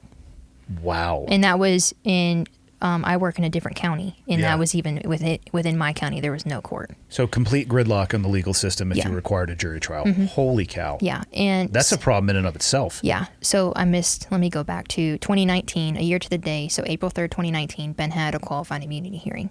So qualified immunity says basically you're immune to prosecution because you did your job in the execution of your duties. Right. And so it was like a mini trial just in 1 day, and we had expert witness come and speak on Ben's behalf. Ben testified, Piggies and Beckles testified. Who runs this hearing? The judge. Okay, so it's a judge. Yeah, so it's a judge, and is also the same judge for his trial. Okay. So the judge that got assigned to his case. And so everyone testified, and the judge said, I'm going to take this into consideration. I think it was a Wednesday we had this. Wednesday or Thursday. She said, I'll have an answer by Monday because I've got some other cases I have to get squared away before, like, they're more important than what's going on here. Okay. We're like, okay. And the very next day she issued her opinion, denied no opinion. So she didn't give a reason why she denied it. She just said, no, I'm not giving you immunity.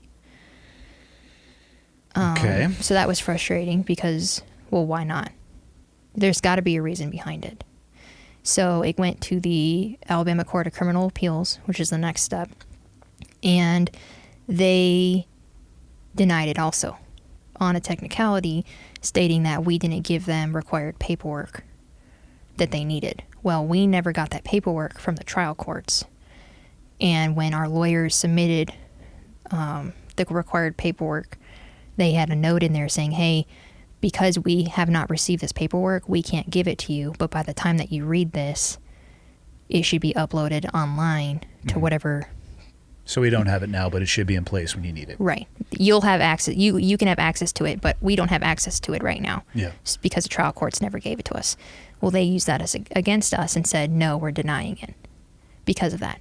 So then we appealed it to the Supreme Court of Alabama, and they denied it no opinion. Again. So no one wanted to touch this case because some people think it's controversial. Because there was no overt. It was just this.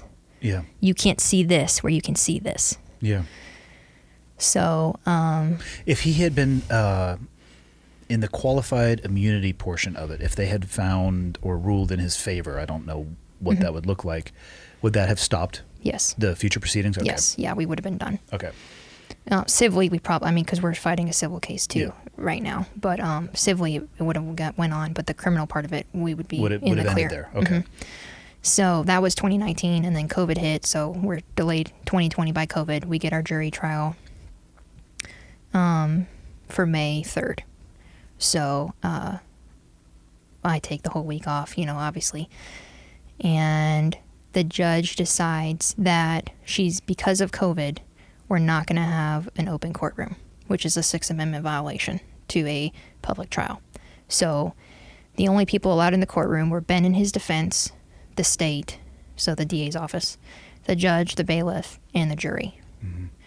Whoever, media, family, friends, Joe Blow, who's just interested in the case, we had to watch it in a separate room through a Zoom feed. And, they had it, everyone 6 feet apart and COVID friendly or whatever. And so the very first day, Monday, May 3rd, they did the jury selection. So that was closed to the public, which usually it's not. And from what Bennett said, he's in there with his lawyers, and then the DA's in there, and the judge and the bailiff, and 60 people to choose from. They opened up the jury pool selection because of what the case was. They opened up to a broader selection of people to choose from. And so during jury selection, the assistant district attorney gets up there and he says, how many of you think there's a war on cops? And, Ben's sitting in there, and Ben said everyone raised their hand, and one of the ladies was like, this guy, pointing at like, Ben. hello, Yeah. This guy right here, there's a war on him. And Tim Gann, his next follow-up question was, well, how many of you think it's warranted because you have bad apples like Derek Chauvin and Ben Darby? So he just compared Derek Chauvin in that whole debacle to Ben Darby. Totally different cases, totally different elements. Yeah. Not similar whatsoever. The only similarity is that there was a law enforcement officer or officers and civilians. That's the only similarity. Yeah, that's it. And so you're already tainting Ben's character by comparing him to a corrupt police officer. Because he had said Chauvin and some other people. Yeah. And like Breonna Taylor, and Mattingly was brought up actually with that too. I know you just had him on. Yep. But so they're already painting Ben as the bad guy. And the judge allowed that. And Ben said that when Gann had asked that question, everyone just kind of looked at him. Like, no one raised their hand, but it was just a weird feeling came through the room. So jury selection gets done. They pick the jury. We go in Tuesday, and, opening statements are made. That's fast. They picked him on a Monday and they started the trial on a Tuesday? They took all day Monday to pick the jury. Okay. And then, so we start Tuesday, and they do opening statements and say, Ben Darby should never have been a police officer. He's a disgrace to the badge, and you'll see why we say that once we give you our side of the case. So they go back and forth. A lot of evidence and a lot of testimony wasn't allowed to be heard by the jury. Why? Part of it, they said, was it spoke to the ultimate issue, exculpatory evidence, so it was in favor of the defendant. So they don't want the jury to hear something that's going to exonerate him. Why? Because they wanted to make an example out of Ben Darby. But isn't it the judge's job to make sure that everybody has the opportunity to present all of the facts or evidence? Supposed to be. Okay. Yeah. For clarity, my courtroom experience is largely based around law and order. So just so you have an understanding of where I'm coming from. At this point, I'm strenuously objecting to something. Yeah. Yeah. So, again, first major flaw with his trial was it was closed. So no one was allowed, including me, his wife, was not allowed to be in the courtroom. Before the trial started, like after jury selection, because I have their transcripts now, it's 1,500 pages, but I've been going through them, and I see in there they pick the jury, and then they have a meeting between the two sides and the judge, and the DA doesn't want uniformed police allowed in the courtroom or the public. So no uniformed police, no public. What would that leave? Family? Public, that's family, friends. So nobody. They just one. wanted it closed. They just want it closed. Because they didn't want the jury to be intimidated by police officers. I don't even think that was that. They didn't want to see an officer being supported by other officers. That's exactly what it was. And this ADA used to work for Huntsville, and there's bad blood between him and the department. So that's a whole other issue. But so the judge decides, yeah, that's fine, close trial. So so they have a witness that come forward. It was actually his neighbor, Mr. Parker's neighbor. Mm-hmm. And he contacted our lawyers and said, hey, I have some stuff you might want to know about this incident. And so the neighbor gets with our lawyers and tells them of several conversations that he and Mr. Parker had about Mr. Parker told this neighbor, I'm going to get a cop in my house and I'm going to kill him. It's kind of a big deal. Yeah. Just a little bit. And so the neighbor gets on the stand and our lawyers start, questioning him, how did you ever live on Duramus Avenue? And he said, no. And he said, well, why did you never live on Duramus, which is the street that Parker lived on? And he said, well, I was scared too because of Mr. Parker. And he said, well, why was that? And he said, because Parker told me that he hated police. And immediately, objection from the state, from the DA's office. And so they kicked the jury out of the room. And this is all coming from Ben because I wasn't there. Mm-hmm. And at this point, the TV was turned off. So we have no video and no audio coming into the room. Is it still in the transcript somewhere? Yeah. So the neighbor was allowed to testify to the court record. So it's on the record. But the jury never heard it. But the jury wasn't allowed to hear it. So if it's allowed to be on the record, why can't the jury hear it? Well, what's the point of testifying to the record? Does the jury get to see the record? No. What the fuck is the point then? If it gets appealed. Okay. But so that could actually be a huge benefit in Ben's favor then. Yes. Maybe. Yes. Okay. Yeah, it is going to be. Okay. Because the neighbor... I was going to say, otherwise, what in the fuck is the point? Right. So the neighbor gets up there... let me back up. The DA's office is like, that's hearsay. Okay. So hearsay is a third party, your recollection of a third party account. Okay. Yeah. No, it's not. It's direct witness testimony. It's me, like if it's between you, this conversation is a direct witness, a direct testimony. Yep. Well, this one's going to be on YouTube, so we're totally fucked. Yeah. But like probably admissible somewhere. You and me right now, we're having a direct conversation, and they were trying to say that conversation was hearsay, which it wasn't. And so the judge said, well, how close to the incident was your conversation to the shooting? And I think it was like a year before. And the judge said, well, he may not have felt that way anymore, so I'm not going to allow you to testify. to the jury. You can put it on the record, but you can't tell it to the jury.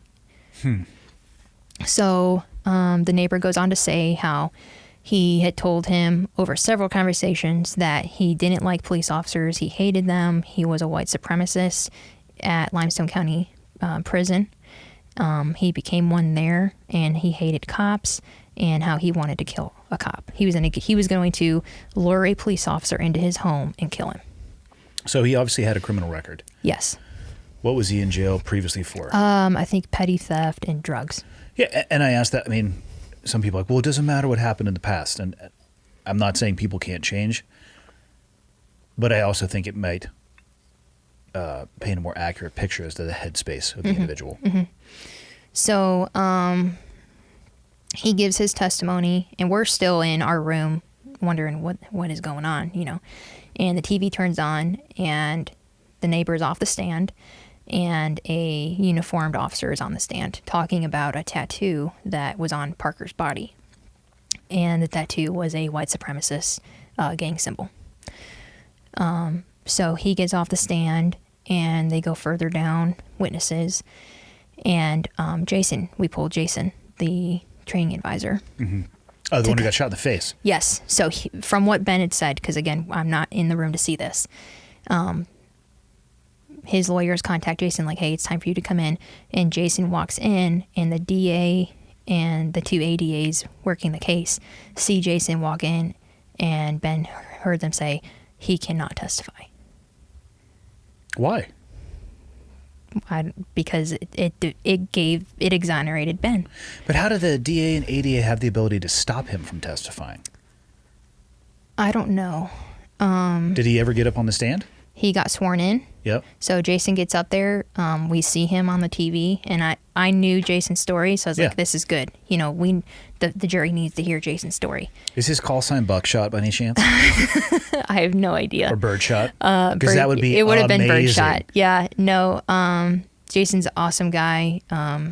He supported us, you know, from the get-go. And again, he works for Huntsville and I don't, so I don't know. But I'm hopeful. I will find out and get back to you. And so Jason gets on the stand. He gets sworn in. We see him. And then we hear, Judge, we need to have a conference. We need a recess from the district attorney from the state side. Yeah. So TV gets cut off, and I'm in my room, or in the room with, you know, everyone and the people that I'm with. I had people from my department escort me in and out every day so that I didn't have to worry about a target on my back because I'm his wife. And so we're talking, and same thing. The DA's like, no, it speaks to the ultimate issue of Ben's case. But isn't that what they're there to do, is to speak to the ultimate issue of the case? Yeah, you're there to exonerate and show that what he did was correct and he followed policy. But you're not going to allow a neighbor who had multiple direct accounts with Parker, and you're not going to allow a training advisor who taught Ben action versus reaction and why Ben acted the way he did that day. I mean, I can understand why the DA wouldn't want them to testify, but I mean, that's why there's a prosecution and a defense. The defense, correct me if I'm wrong, it's their job to have those people prepared and to testify, and then the DA can bring in people to testify, but how do they have the ability to stop people from testifying? I don't know. I don't have an answer for you for that. I need to watch more Law & Order to get to the bottom of this. But Jason wasn't allowed to testify. He was allowed to testify to the court record. But the jury... So again, I think I know jack shit about the law, but I feel like that could also be big. Oh, yeah. Because he was trained. Exists somewhere. Because he was trained to do that. Yeah. And that guy, like, that's a direct... Like, what Jason went through directly correlates with what Ben Darby went through. Yeah. Like, to a T. Thank God Jason didn't die that day. Yeah. You know, because he reacted slower than he needed to, and he got shot. Ben reacted quick enough, or he acted, I would say, quick enough to prevent himself or Piggy Sir Beckles from getting shot and killed that day. So, Jason's not allowed to tell his story of the standoff that he was in and how the guy had the two long guns pointed at the ground, and all Jason was waiting for was shoulder movement. And he had that more special training because he was a SWAT operator. Because you go through more training on SWAT than you do. Yeah, you get additional training for sure. Right. And so the TV turned back on, and someone else was on the stand. And then Ben took the stand. And he testified. He was on the stand for like 2 or 3 hours, I think. He testified, and then he got crossed, and then his lawyer questioned him again, and then he got recrossed. And Thursday, it was after lunch, but Thursday we were done. Everyone presented their stuff. The prosecution and the defense? Yes. Okay. Did the other 2 officers happen to testify? They did. So, Pegues, the female, testified against Ben during the trial and during the immunity hearing. Okay. Both times. She said that she didn't feel like she was in danger, and that she felt that she followed policy and procedure and didn't do anything wrong. Okay. Officer Beckles got on the stand and supported Ben. So the defense or the state called them; those were their witnesses. They weren't witnesses of the defense. And Beckles' testimony, they wanted Beckles to testify for them in support of the prosecution, and he didn't do that. And so he turned on them, which in turn they got into an argument on the stand as to why he wasn't helping them get Ben convicted. Beckles testified that he was pulling the slack out of his trigger when Ben's shot broke. So Ben wasn't the only one that was going to shoot. Yeah. Like Ben beat him to it. Does Beckles' body camera show him actually pointing his weapon? I don't remember. I'd be curious on that one. It's easy to say you're pulling the slack out of your trigger. Right. But if it's a chest-mounted camera, you had better have somebody at full presentation. Right. You would have to be like this for it to see. That's it. what I'm saying. You'd have to be at full. But if you're pulling the slack out of the trigger, probably a good idea to be at full presentation. Right. Yeah, you're not going to do it from the hip or whatever. You could, but I'm going to say that probably violates policy. You're safer and you have a more direct hit. Yeah. Obviously both hands on the gun. Then the days of Wyatt Earp are slightly past. Yes, very much so. So, but if another officer is testifying to that to me, again, from a completely untrained professional in the law enforcement realm, is indicative of the threat that another person felt in that environment. Right. Officer Beckles realized it's about to go down, someone's about to get hurt, and it's not going to be us. What kind of sidearm did he have? They carried Glock 19, whatever the full size is, 19 or 17. Yeah. I carry SIG, so I don't know the whole Glock world. God. I mean, at least all the numbers. What kind of SIG? P320. All right.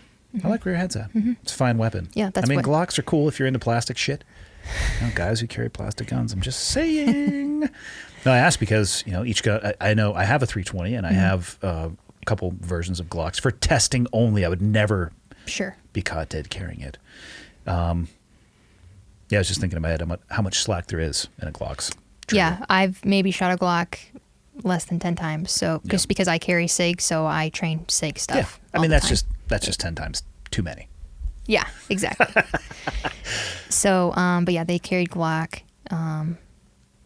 and he was pulling the slack out of his trigger, and Ben beat him to it. And he testified for Ben with that witness or with that testimony. So,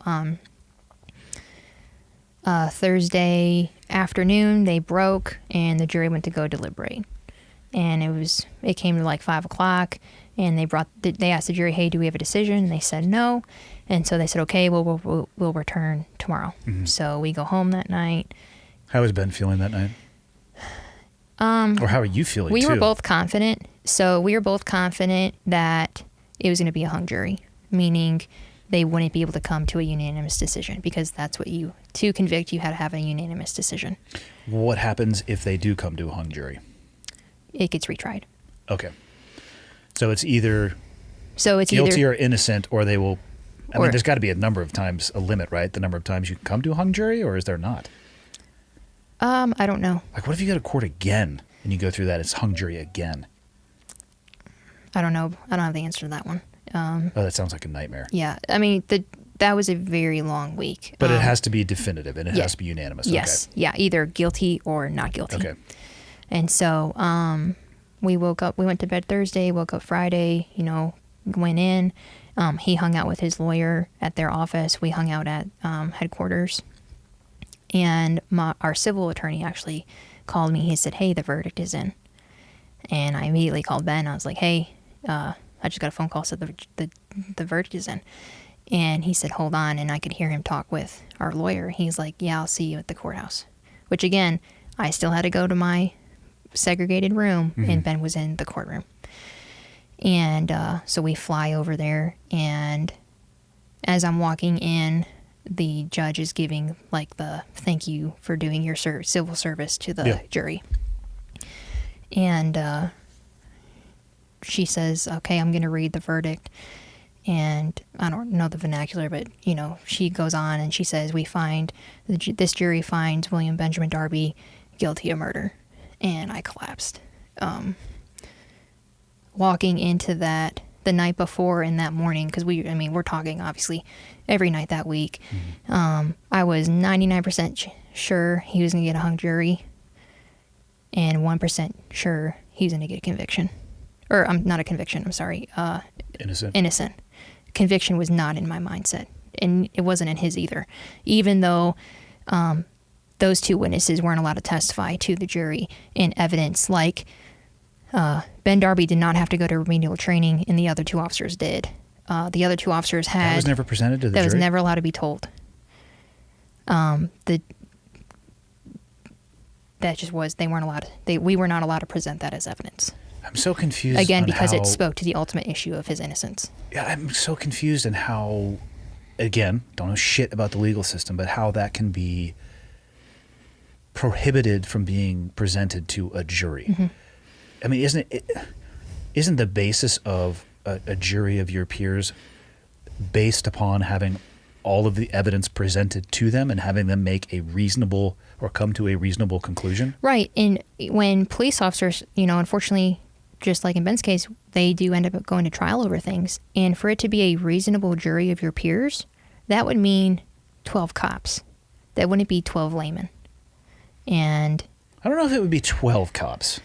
I could see having a couple on there. So, okay, but you would still have police officers in your jury. Because at least they can, available in the jury pool, I would say, yeah. Yeah, but those always get knocked out because there were, going through the transcripts, there were multiple either in law enforcement or had some tie to law enforcement. Well, that's going to be a nightmare for the prosecutor. Yeah. And they were outed immediately. Like those were the first. Their sticks were drawn against them immediately.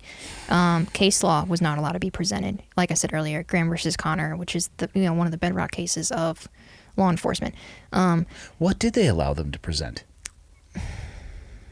Case law wise, none of the major ones. Graham versus Connor wasn't allowed. Tennessee versus Garner wasn't allowed, which talks about mainly if a violent fleeing felon, you can't just shoot someone if they're running away. They have to be a danger to the public. Generally a good policy. Right, but it also states in there if you are in fear for your life or someone else's life. Montoot versus Carr.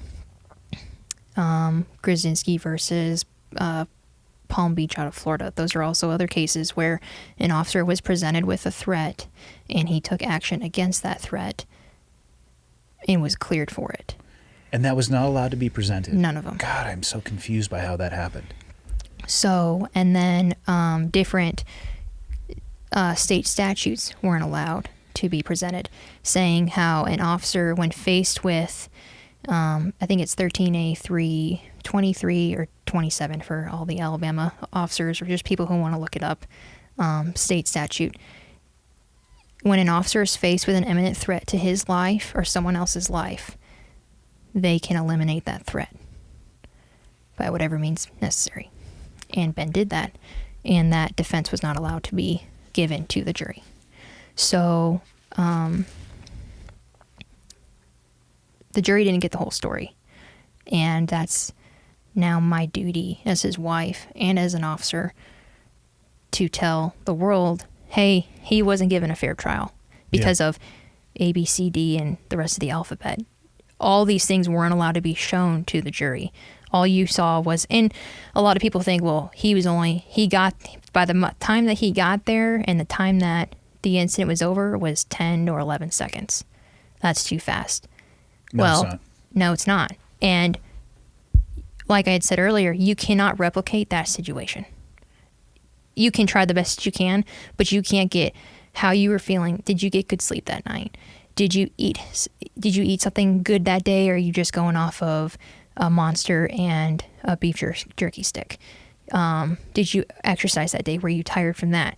Or there's so many things that play into every call that you go on, and things that you don't even realize that factor into that. That, and let alone, did you or did you not deviate from the accepted policy of your organization? Right. There's policy and procedure set up. When you deal with a man with a gun, you are supposed to set a perimeter, surround, and call out. That was not taken because the Pegues and Beckles, for whatever reason, decided, let's go into a house with a guy with a gun. Have they ever expressed why they did that? No. She would not, and she can't now, but she would not talk to Ben. How come she can't now? Because he's in prison. Oh, okay. Ben and Beckles had spoken after, they cleared the air because obviously that's a very critical situation that they were in. Yeah. And they talked about it afterwards. Ben tried multiple times trying to talk to Pegues, and she wouldn't talk to him. I'm curious as to why they deviated from the procedure to set the perimeter. I don't know. Yeah. I don't know. An interesting question to ask them. Yeah. So, So what happens when that verdict comes in? What are the actual steps that happen at that point? So Ben knew the verdict before the judge even read it, because the jury's in. He walked in and the jury's seated, and he said all the females were crying, and then a couple men were like raking their face. Yeah. Obviously under stress because of the decision that they had come to. Let me backtrack a little bit. So we came back Friday. And the jury was still trying to deliberate, and one of the jurors had a panic attack and had to go to the hospital. So an alternate jury member had to come in. Okay. I don't know this to be true, but I would believe, why did she have a panic attack? Was she the holdout? Because they took the rest of Thursday to make their decision to go into Friday, and they get there Friday and she's still holding out. He's not guilty of murder. He did what he was supposed to do. He protected his life and those other two officers' lives. But the other people in the jury were like, no, we want to go home, or we don't want to do this anymore. Just say that he's guilty so we can go home. I don't know if that happened, but that's a thought that I have. So she had to go to the hospital, and a new jury member was brought in. And Do the alternates sit in through the trial as well, too? They'd have to, right? Yeah, so Okay. 14 people sit in on the jury, but you don't know if you're an alternate until it's time to go to deliberate. No shit. Mm-hmm. Yeah, so the judge knows, and the state and the defense know who the jury is and who the alternates are, but the jury pool doesn't know. Like, they know I'm selected to go to the jury or go to the trial, but I don't know if I'm going to be an actual jury member. Interesting. So they go to deliberate, and they say, okay, you 12 are them. You two, you're not in it, but you got to stand by just in case something happens and you have to fill In their case there's a spot. panic attack. Right. So panic attack happens, and that other person comes in. So now, because it's a new person, they have to completely restart, because that new person wasn't in on excluded, all yeah. the prior conversation of the deliberation. So right before lunch, the verdict comes in. Judge says, we find you guilty of murder. And, I was just blown away, because no one expected it. We didn't expect a conviction. We expected either a hung jury or an innocent verdict. And, people gave me the room, and a deputy came up to me and said, Mrs. Darby, I need you to come with me. And I was like, where are we going? Like, I just found out my husband's going to prison. I don't want to come with you. And he said, I'm bringing you to him. So he led me and his mother, Ben's mom, down to the basement, and we were able to see him. And he said, it's going to be okay. I might be able to come home tonight. Just hang on. It's going to be okay. I love you. Mm-hmm. See you soon. And So he was found guilty of murder, and the judge set his bond for $100,000. Someone graciously posted that. So he was able to come home that night. Within a couple hours, we got a phone call saying, hey, come pick him up. Someone just posted his bond. So he came home, and the next day, we're devastated, obviously. And the next day, one of my captains called me, and he said, I'm coming to your house with food. What do you want? And I was like, Cap, I appreciate it, but we're still in bed. I really don't want to see you right now. We're not hungry. Thank you, but no thanks. And he's like, no, you need to eat. If you don't, you got an hour and a half to tell me, or I'm bringing you McDonald's. So we got dressed, and he brought us some food. And he's like, if you need anything, let me know. If don't come into work until you're ready, you're good. Yeah. So, Ben, that was Friday. So, the verdict came on Friday, so we had the weekend. We got up Sunday, just like we always do. We went to church, and we weren't going to let the conviction keep us from continuing to live our life, because he wasn't incarcerated yet. How much time do you have between the conviction and the incarceration? So usually you only have 3 or 4 weeks. It's usually pretty quick. Okay. I don't know why, but the judge said you're not going to have your sentencing until August. So we had... Oh, that's right, because the verdict doesn't necessarily entail the sentence.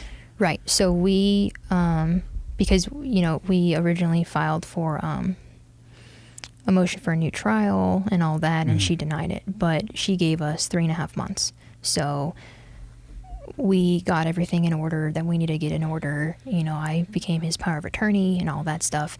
And he went back to work Monday, because it's like, well, what do we do? Like, he didn't know what to do, because his department was just like, just go home and, we'll figure this out. And he went back to work on Monday, or Tuesday, I'm sorry. He went back to work, because Monday we had to go speak with his lawyer about, well, now what is going on, And his department said, hey, you're going out on FMLA, sick time, because you're under severe stress. Obviously, because you just got convicted of murder. And that is time that Ben earned, because there's a big outrage of Huntsville Police Department is still supporting a convicted murderer cop and paying him, and he's a convicted murderer. No, that's his time. Was it sick time, basically, that he accrued? Yeah, it's 5 years at this point of sick time that he accrued. That's his. It's not the department's. So he used that until it went Expired. out, and then he resigned. He was given the option to resign graciously, and we took that. And I don't know if he realizes this, but Ben, but he was a cop for exactly 5 years. Like to the day? To the day. His graduation, he started in February, but the day he graduated the academy to the last day he was employed by HPD was 5 years. And so we went in together. He resigned. We spoke with the chief. Chief McMurray thanked him for everything that he did for Huntsville Police Department. And he said, I still support you, and I will continue to support you. So we got our lives in order. Not that it was crazy chaotic, that we were, out of sorts, but we're facing a 25-year sentence now, or a murder sentence of 20 years is the minimum. So it's okay, that's a long time. We're 29, so that's 49 when he would get out. And so we go to sentencing, and between his conviction date and sentencing date, we asked people to write character witness letters on his behalf, stating how he was a good person and he was not a criminal like the jury had decided he was.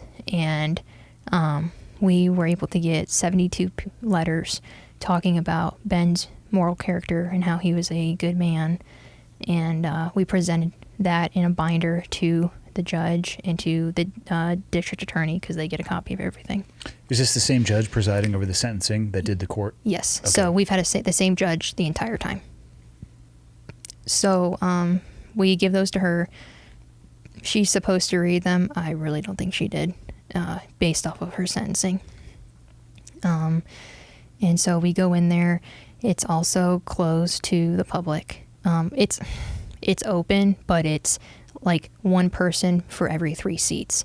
So after the media gets first dibs, there was only 1 seat left, so his mother got it, which she should have. His father and I were part of his witnesses to talk to the judge, so we were allowed. The main 3 of us were allowed in the courtroom. And I remember walking in there with him. We walked across the street from his lawyer's office, and the street was lined with people who supported us from the beginning. Huntsville police officers, people from my department, people from church, people that he grew up with from grade school, people from college, different jobs that he held prior to a police officer. Those employers were there. His grandma, 86-year-old grandma, was standing outside. And he gave her a hug and told her that he loved her, knowing that he probably wouldn't see her after that day. Yeah. And that was a very long, it's only like a 30-minute drive from our house to Huntsville, and it seemed like it was a 2-hour drive because this was it, you know. There was a chance that she ruled in his favor for sentencing, but based on how everything had gone, You had no reason to believe so. I didn't. Yeah, I was like, well, you know, I'm praying and hoping that this works out for us, but there's a high probability that it's not. So I think I said it earlier. Murder in Alabama with a weapon is a 20-year minimum. So if he only got 20 years, he would be eligible for an appeal bond, meaning he could come home during his appeal. 20 years and a day or longer, he had to stay in until his appeal came through. So the witness letters were presented, and then he had his childhood friend that they've just been friends his whole life. He, one of his supervisors from Huntsville Police Department, she testified in favor, obviously, for Ben. They both did. Our pastor testified for Ben. Ben's dad took the stand. I took the stand.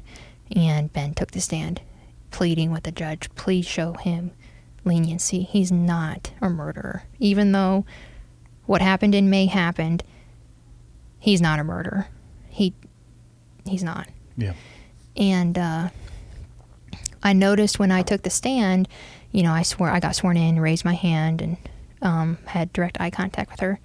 And she said, you can be seated. And I sat down, and she said, what is it that you want to say? And so I started to talk, and immediately she looked away from me. She got her pen out, and I could tell she wasn't taking notes. She was just scribbling, and she wouldn't look at me the entire time I was talking. And, which is rude. I mean, I'm trying to talk to you about something very important, and you are... Oh, yeah, because it's just you and her at that point, right? I mean, there's other people in the room, but she's the one who's going to be making the decision. She's making the decision. So I'm trying to convey to her why you should be lenient to my husband. Yeah. Why I need him to be in my life every day. Why he's not a murderer. I'm having that direct conversation with you, and I'm trying to get you to realize that, and you're not giving me the light of day. How was she with the other people who took the stand? So I asked them afterwards, because she was the same. She had that direct contact with them when they got sworn in, and immediately when they sat down, are we done yet? You know, like totally not paying attention to what that witness was trying to convey to her. So the DA gets up, or the Chief District Attorney, Tim Gann, gets up there and he says, Judge, we recommend a 25-year sentence because Ben Darby has not shown remorse for his actions he took that day. Ben Darby's not sorry that he had to kill. He's not sorry he killed someone. He's sorry that the incident had to happen, but he was going home at the end of the day. Just like any other police officer, that's your goal at the end of the day, to go home. And the DA's office was mad that he didn't come and say, "I'm sorry, I killed him." He's sorry the incident had to happen, but there was no other way around because Parker wouldn't cooperate with police. He was given 7 commands in total to drop the gun, and he didn't. And he had ample opportunity to do so. So, the whole time Gan is talking, he says, she's taking notes. Okay. Everything he's saying, she's taking notes on. And then when we get up and we talk, she's just sitting there. She might look up every so often, but she's not really paying, from my perspective, she's not paying attention. Mm-hmm. And, she says, okay, give me a second. She looks at whatever she's looking at. She says, okay, I sentence you to 25 years and $120,000 fines and restitution. And where do the fines come from? What's that about? I don't know, because where does the money go? Some of it went to the DA's office because there's some type of like filing fee or something. Okay. But I don't know where the other $119,000 would go to. Interesting. Because I thought the same thing. Later on, we found out that because they never had a follow-up hearing with Ben present, that the 120 was dropped. So his punishment or his sentence is the 25 years. But when Gan got up there and said we recommend a 25-year sentence, I knew he wasn't coming home. And so she gives him his sentence, and the bailiff comes over, and Ben gives me his wedding ring and his ID, and we say goodbye, or see you later. We don't say goodbye. And I'm trying to hold it together because I don't want his last memory of me losing it. Yeah. Obviously I'm upset and I'm tearing up, but I'm not uncontrollably crying. I did the best I could to wait until he was gone because I didn't want him to see that. Yeah. And so we leave and go to the lawyers across the street and figure out, well, now what? Like, what do we do now? And Ben called me once he got booked in, he called me and he said, I'll call you the next chance that I get. So he was held in the Madison County Jail for 19 days, because he's a police officer. He is considered protected because they're not going to throw a cop in among general population. So Madison County doesn't have a pod for PC, protective custody. So Ben was stuck in a 6x8 cell for 24 hours by himself. He would get 1 hour out of his cell. So 23 in, 1 out. That 1 hour he would take a shower and he would call me and call his parents. And he did that for 19 days. And then with COVID, he also had to be, every time you went into a facility, you had to be isolated. So he's isolated for 19 days and gets moved to Kilby, which is one of the main prison centers in Alabama. It's near Montgomery. So it's about 3 hours away from where we were. So he gets transported down to Kilby, again is put into COVID isolation, even though he hasn't been around anyone for 19 days. But he gets put in COVID isolation. And then while he's at Kilby, he gets a break out of his cell every 4 days. So he's going 72 to 96 hours at a time with no break. The media found out before I did that he got moved. I found out, someone called me and said, hey, Ben got moved. And I was like, what are you talking about? And they said, he's at Kilby. And I was outraged because I'm his wife and I didn't find out. Like, I should be the first person to find out, not the general public, because it's my husband. Do they have an obligation to tell you? I don't know if they do, but not that I disagree with you. Common courtesy, curious, you know what I mean? Like, I'm his wife. Yeah. So I called Kilby, and I don't know, whoever I talked to was unpleasant, to say that nicely, and just had an attitude with me the whole time, asking me for information about Ben that obviously, like, there's only one William Benjamin Darby in the state of Alabama, and everyone knows who he is because his his mugshot has been on the news, you know. So she's giving me a hard time. And I said, well, can you tell me when he got there? And she's like, nope, all I can tell you is that he's here. And then she hung up on me. And that just ticked me off. Yeah. So I know he's there, but I haven't heard from him. So I think I went 56 hours before I finally heard from him, from the time that he got to Kilby to the time that he was allowed a phone call. And so you have to go through the process of like putting money on his account, and every time he calls me, there's a 22-second recording of some lady saying, hello, this is the Alabama Department of Corrections, and a correctional inmate is trying to call you, blah, blah, blah. Yeah. And so he's at Kilby for 30 days in a 6x8 cell by himself. At one point, he was put in a pod with other inmates that weren't PC status, which is against the law. Thankfully, they never found out who he was. Yeah. Because obviously his life is in danger. One of the inmates that he was in with killed a cop. So his life is in direct danger now because he's wrongfully imprisoned, and now he's around inmates that are of general population, so they're not the same status as he is. And, you know, if they would have found out, who knows what they would have done to him. Yeah. You know, nothing good for sure. Yeah, nothing good. So he finally got moved to Limestone, which is a protective custody prison. It's only 45 minutes away from me. But he got moved up there in October. So let me Of 21. Of 21, yeah. Let me backtrack a little bit. So he gets sentenced August 20th of 2021. The following week, the Attorney General for Alabama is in Huntsville at a pro-police Back the Blue event. So I was like, well, I'm not going to let that opportunity slide by. I'm going. Because now he is the prosecutor of Ben's case during the appeal. So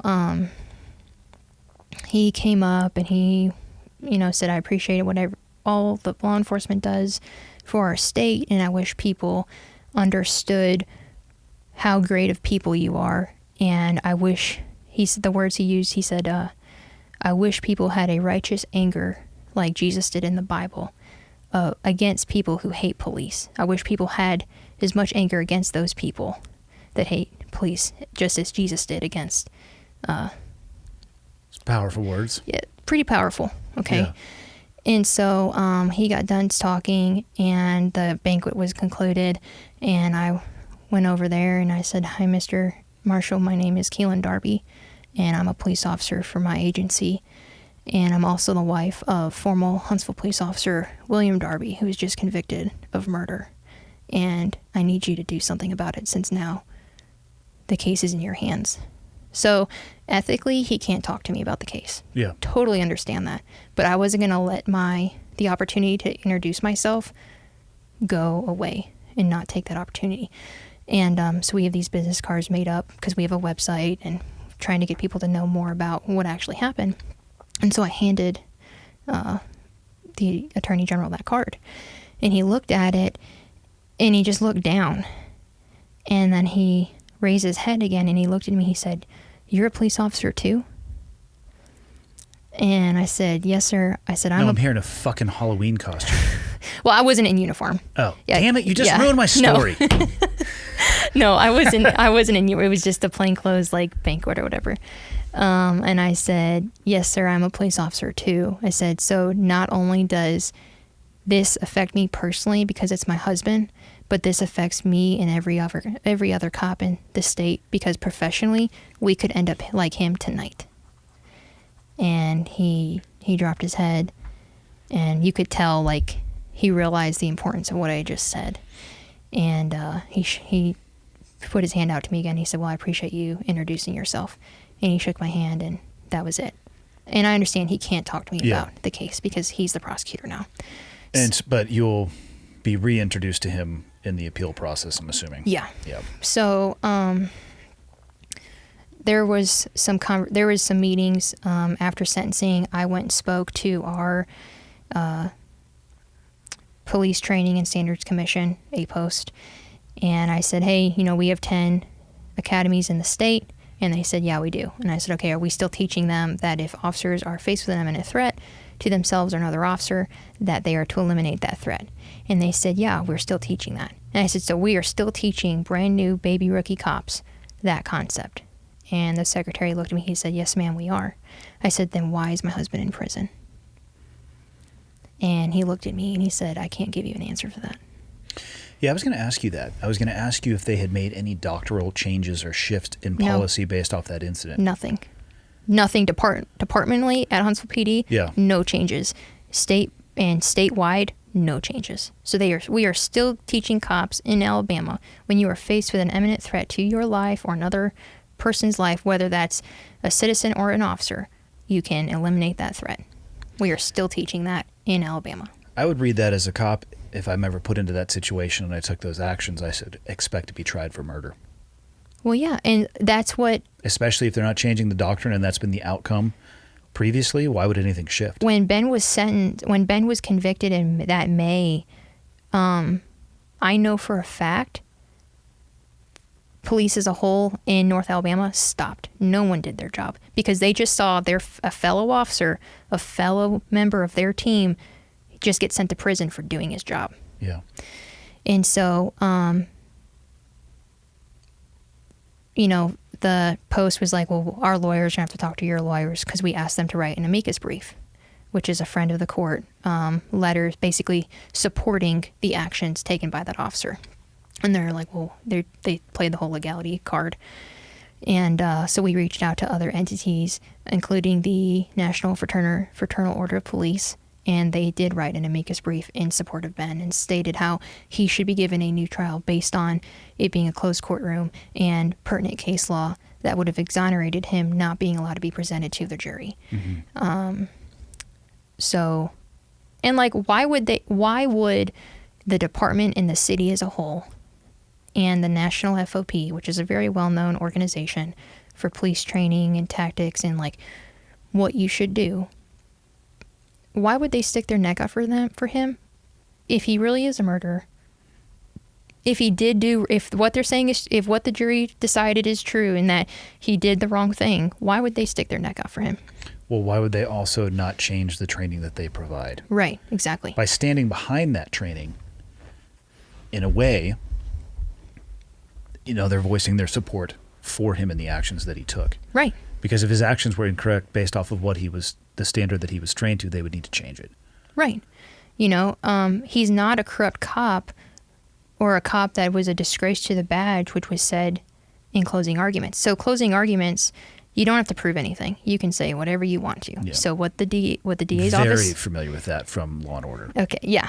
They go big. Yeah, and that's what the DA did. He said, Ben should have never been a cop. He's a disgrace to the badge. He's a rookie cowboy, doesn't know what he's doing. And you don't have to support any of that. So the last thing the jury's hearing is, this guy's a horrible person. And, they compared Ben to some random person. I'm not going to say you because I know you have a little bit of experience with your military background being a SEAL, but your average Joe Blow walking down the street, busting into your house and shooting you with a shotgun. They said that that person and Ben Darby are the same. I'm sorry, but you're wrong. They're not. Yeah, they're not. There's a reason why you go through an academy, and there's a reason why you're a sworn peace officer, and there's a reason why, as citizens, we empower you and provide you additional levels of authorities to make decisions like that. Right. It's absolutely nothing like somebody, first off, don't go for a fucking walk with your shotgun, right? That's a bad metaphor or analogy right there.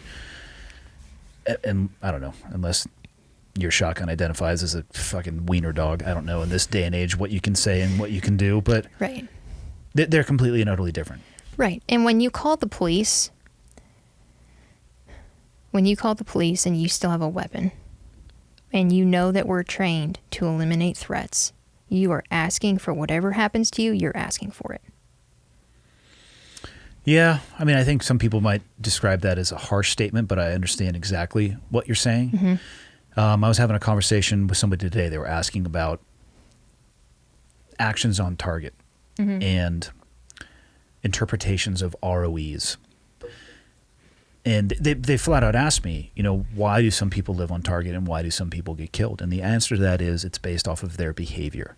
So they may not intentionally be asking for it, but I have on target, if I'm lucky, a quarter of a second to make a decision that may have lethal consequences. Mm-hmm. Is this action dangerous to me and dangerous to the people around me? And now, obviously, scenarios are a little bit different. My job was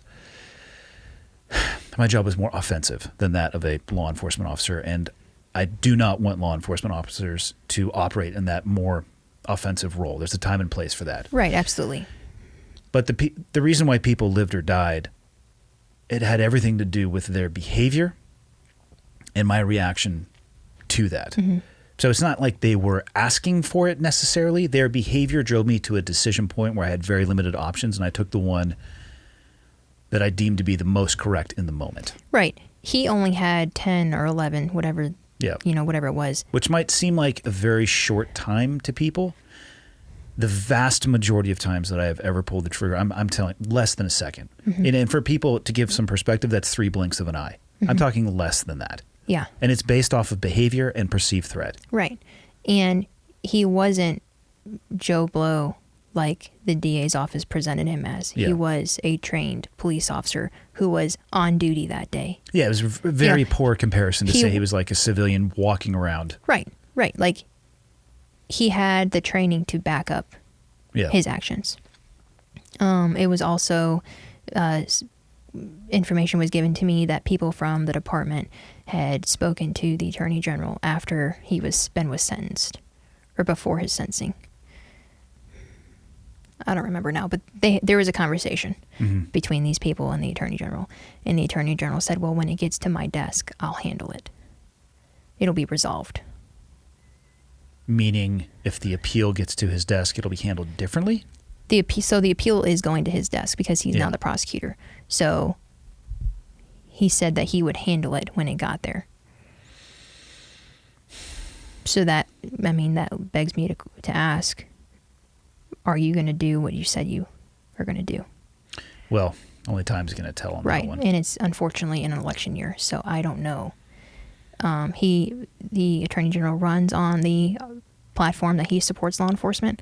There was a shooting in 2018 in Hoover, which is right outside of Birmingham, of an officer. It was an active shooter at a mall a couple Thanksgivings ago, and the officer shot a guy who had a gun who matched, the description was a black male with a gun running through the mall.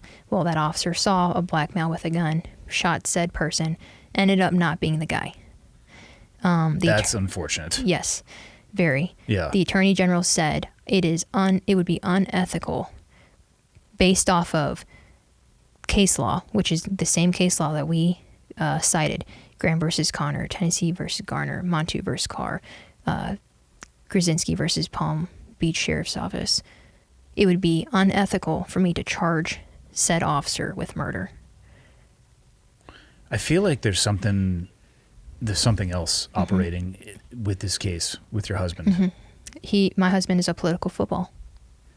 And he right now is sitting in a prison in Alabama yes, he's in protective custody, okay, but he's the only guy in his pod for a line of duty action. There's other cops in there that killed their spouse or messed around with kids or committed theft or whatever. They did that. There's other government officials are also in there with him. But Ben is the only person in there for doing his job. And he said when he walked in there, his mugshot has been on the news, and they get the news in there. And he said he had a line of people once he got out of booking come up to him and say, "You don't belong in here." So when a true bad guy comes up to you and says, "Hey, you don't belong in here," they know that they did wrong, and they told Ben. Like Ben has had conversations with them, which he's in turn told me over the phone, since I'm not allowed to see him until next month. Why aren't you allowed to see him until next month? I was going to ask you that. Yeah, if you've been able to go see him. Yeah, I haven't been allowed to see him because of COVID. And then they opened up visitation, but they said you have to go through a full-blown strip search. And then after that, you have to wear a mask and have to talk through plexiglass. And I said, no, thank you. It's what excessive. What would be after that? Like when it goes back to, in air So, quotes, like, normal, what would it be? So normal, so I get to go visit him next month, and for that, you just go through a regular search, so they just pat you down. You don't have to strip or anything. And you can have direct contact, so I can hug him. Yeah. And you still have to wear a mask, at least into the facility. I don't know once you get in there if you can take it off. Yeah, I'll do that, absolutely. Because I'm not going to get violated to go and see my husband. And he told me, he's like, I totally understand, and I really don't want you to go through that. Yeah, nobody would want somebody they care about to go through that. No. So, how often would you be able to go see him under like a normal, like removing COVID from this? I don't know, because that's all that we've known is the whole COVID thing since he's been in. Yeah. Right now it stands, I can go visit him once a month for 2 hours. So, by the time that I see him next month, it'll be 9 months since I've seen him in person. We talk on the phone every day. He's allowed to call me. He gets a tablet. They issue him, so he has phone privilege. He can download certain podcasts. Unfortunately, not this one, because why not? The jail says no. There's only certain. Who the fuck in the jail is saying I want a goddamn email address and point of contact? Why? Yeah. What's wrong with my podcast? He can listen to The Art of Manliness. He said, he's allowed to get that. There's a very strict list of what he's allowed to. What if I could get one of those other podcasts to repost this podcast on their platform, Fuck you, Alabama. Talk to those people for me, because I would love for him to hear. So he only knows. So everything's recorded. Everything that we talk, every time I talk to him, it's recorded. So I can't go into full detail with him because, unfortunately, people listen to our phone calls. Yeah. So when I see him next month, obviously we're gonna have very more detailed conversations, because I can actually talk to him like a real relationship person. What a nightmare. So last week I was in California with Nick Wilson and the Resiliency Project, and they 100% have taken us on to support us as much as they can. And while I was there, we did a big social media push, because now that I'm allowed to speak publicly. And I did a formal interview with them and their team, and local news back home caught wind of it. And one of the inmates, Ben, was taking some notes in, I guess it's a day room. I don't know, because I've not been there. But he was at some table taking notes on something, and the guy came in and was like, hey, your chief is about to be on the news. And Ben was like, no, he's not. He's retired. And then he remembered what I was doing that week and how Chief McMurray and I have been in contact this whole time. And he walked in, and he said when he walked in, he saw the news playing a clip of one of the videos that I had posted on social media. And he said he smiled, because he saw it was really happening. I'm getting our story out. Yeah. And people are hopefully hearing and seeing. I don't know how many people still watch the news, but through podcasts and social media and getting on the news. More people get their news that way now, I think, than traditional outlets. Right. And he called me that night, and he said, hey, I saw you on the news. And I smiled when I saw you. And I said, Ben, I'm not trying to get you out. I'm going to get you out. It's not a matter of if, it's a matter of when, because case law backs him. Case law out of the 11th Circuit, which Alabama's under, and then there's so many states that make up every circuit. Yeah. But the cases that we cited that would have exonerated him are out of Alabama. Some of them are out of Alabama. So it's not a matter of if he gets out of prison, it's a matter of when. And I'm not just trying, I'm actively doing what I can and asking other people to help me to see he's an innocent man who's in prison for the better years of his life. How does your department feel about you publicly discussing it? So I didn't tell them originally. That's the move. Asked for forgiveness, not permission. That's pretty much the move. But I mean, we do have a social media policy, and what you do in uniform or out of uniform directly reflects the department. Yeah. And I came back to shift Monday night, and my chief and my captain were at the shift meeting. I saw their cars when I pulled in, and I was like, oh man, they're here to talk to me, because I've been on the news. and they weren't. My captain, he knew I went to California. He said, "You have a good trip?" And I said, "Yeah, it was very profitable. And, the real story is getting out." He's like, "That's awesome. I'm really happy for you." And my chief looked at me and he said, "You were in California?" And I was like, "Yes, sir, I was." And he said, "Why? Like, why'd you go to California?" Just because it's so liberal. And sections of it are, yeah. And I forgot you're from San Diego. And I'm from Santa Cruz. Santa Cruz. Extremely liberal. I'm sorry. No. I'm sorry. Well, most of the coastal cities in California are liberal. You'd be amazed how red it gets as you go inland. Really? The voting population density, though, is mostly in the blue areas. Okay. Yeah. So he said, "Well, why were you in California?" And I was like, "Oh, I was on a business trip for Ben." And he was like, "Oh, awesome." He's like, "Did it go well?" And I was like, "Yeah." And like, he had no idea. I'm not doing anything against policy by talking about my husband. Yeah. And it's not immoral or unethical. So it's my duty as his wife to do everything that I can to get him out because he's innocent. What are your legal next steps? So right now we're in the appeal process. We submitted our appeal brief February 1st, I think it was. And so our main points in the appeal brief were the unconstitutional closing of the trial courtroom, the inadmissibility of the case law that would have exonerated him, and then if you take the great totality of the evidence, a jury would not have convicted him if they heard everything. Mm-hmm. And so those were our main, there's 33 reasons why we requested a new trial when we filed that motion. The main 3 of those 33 we presented, but the other 30 of those reasons are intertwined within that brief. The Attorney General answered our brief March 28th, I think it was, end of March. And then I just found out today we are replying to that brief, and it's supposed to be due on Monday. But because of Good Friday being a holiday, the Court of Criminal Appeals said, "Hey, we're going to give you until the 26th. So we did not ask for that extension. They are giving it to us because of Good Friday of the holiday. And so the briefs, is that leading up to a determination as to whether or not there will be a retrial? Yeah, so it's going to the Court of Criminal Appeals, which is a panel of 5 judges. Okay. And right now we're asking for oral arguments.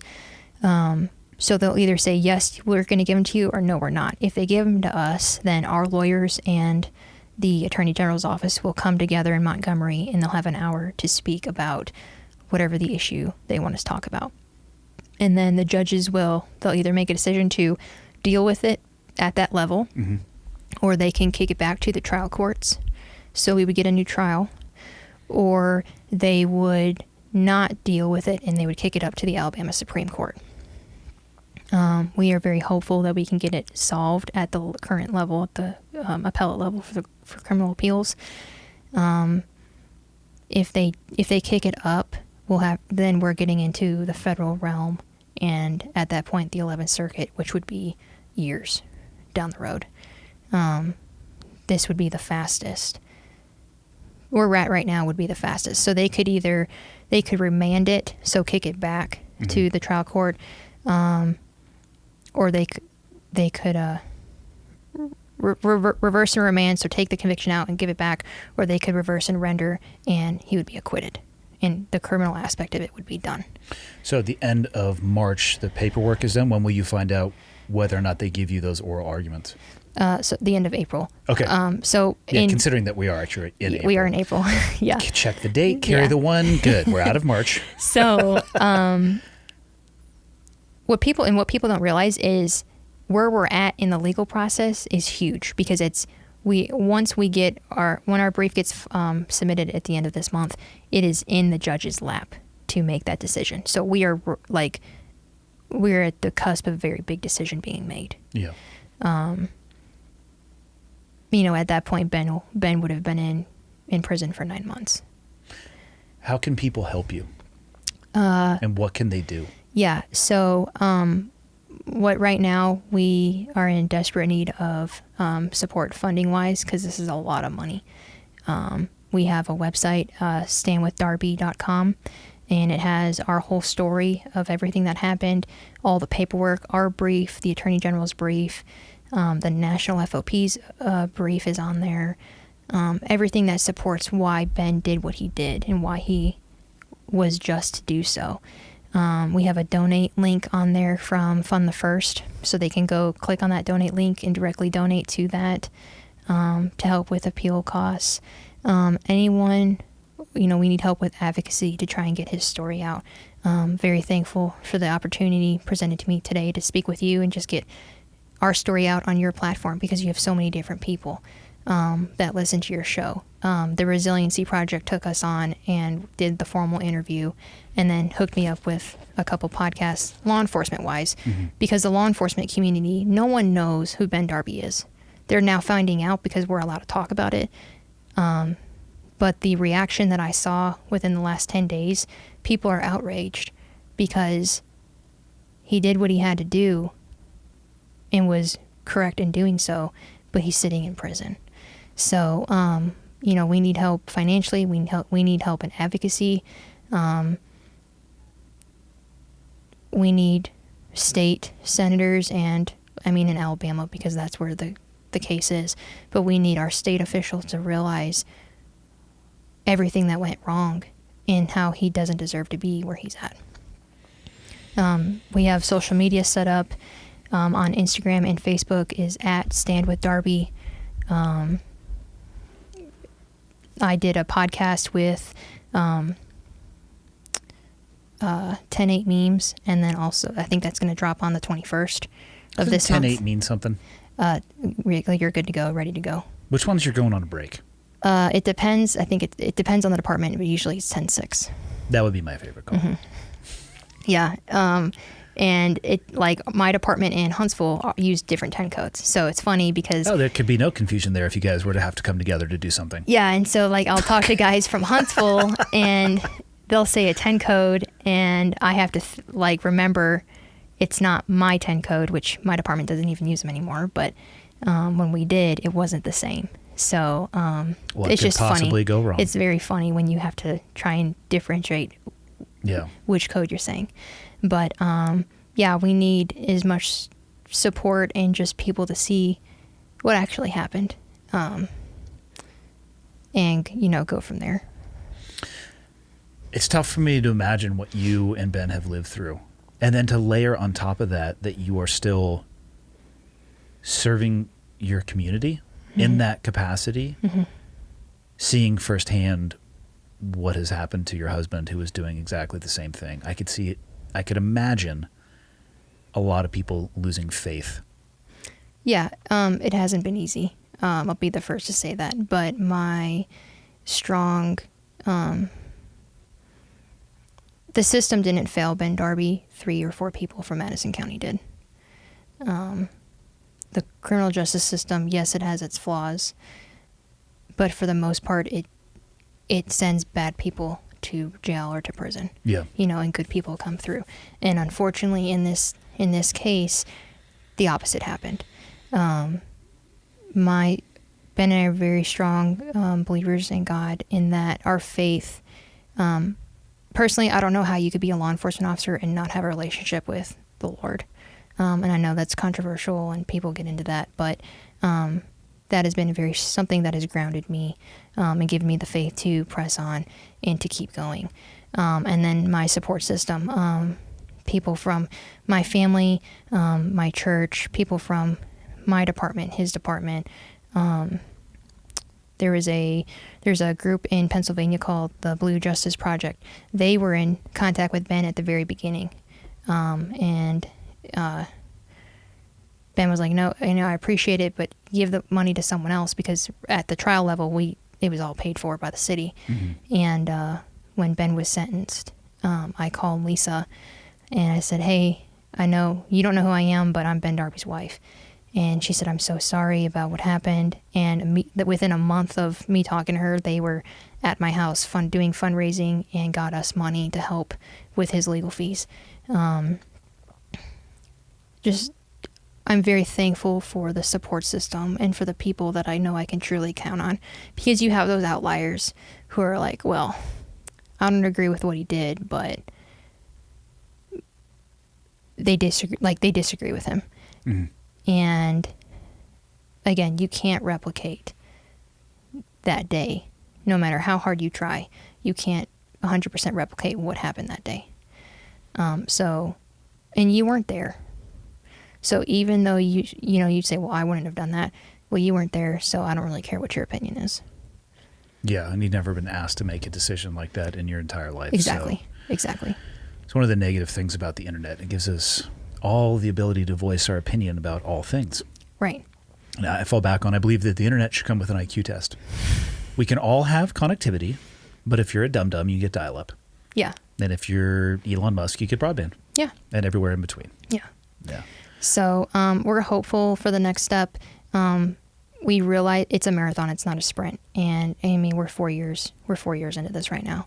So I'm 4 years behind trying to get out the story because we weren't allowed to talk about it for 3 years. And then with the courtroom being closed, I've got a lot of work to do, but I'm going to do it because it's my duty. Fuck. He will come home. It's not a matter of, I know I'll see him again because I'm going to see him next month, but I will see him as a free man. Absolutely. What do you think he would want to do with his life when he gets out? I don't know if he's thought about it or not because right now it's not an option. Yeah. He's a very strong-minded individual and very focused. So he's focused on the fastest way for him to get home. Probably best to focus on that at this stage. Because I mean, there's really no point of thinking about what if or what else to do because it's not an option. Yeah. Unfortunately, for 24 years and 3 months, if this were to stand that long, I don't know. I think he would still want to help people and teach people as much as he could. I know he enjoys helping out with youth in our church and just through different activities that he participated through college, like mission work and stuff like that. So I would see him doing something along those lines. I don't know if he would go back into law enforcement or not. And honestly, I wouldn't blame him if he didn't. But that's something that it's not an option, so we're not discussing it because it's just wasted air. Yeah, that's fair. Mm-hmm. I will let you close it out. What would you want to leave people with? Again, thank you for letting us. Of course, absolutely. Thank you to Mike Glover. Mike Glover gets absolutely no thanks for anything. Well, he just happens to be my quantitative. I hit him up with complicated math problems. That's it. He, for him taking the time, you were younger, obviously, and just he had that social media, influencer status, and for him to take the time and to listen and to understand what we were going through, and then to get us connected to you. I'd like to thank everyone who has supported us from the beginning and who are continuing to support us, and all these new people who are finding out and are standing with us to get him home. Like I said, it's not a matter of if, it's a matter of when. Ben Darby will come home, and I will do everything that I can to do that. So, he's a lucky man to have you in his corner. Yeah. We'll leave it at that. Thank you for your time. Thank you so much. Yeah, of course. All right.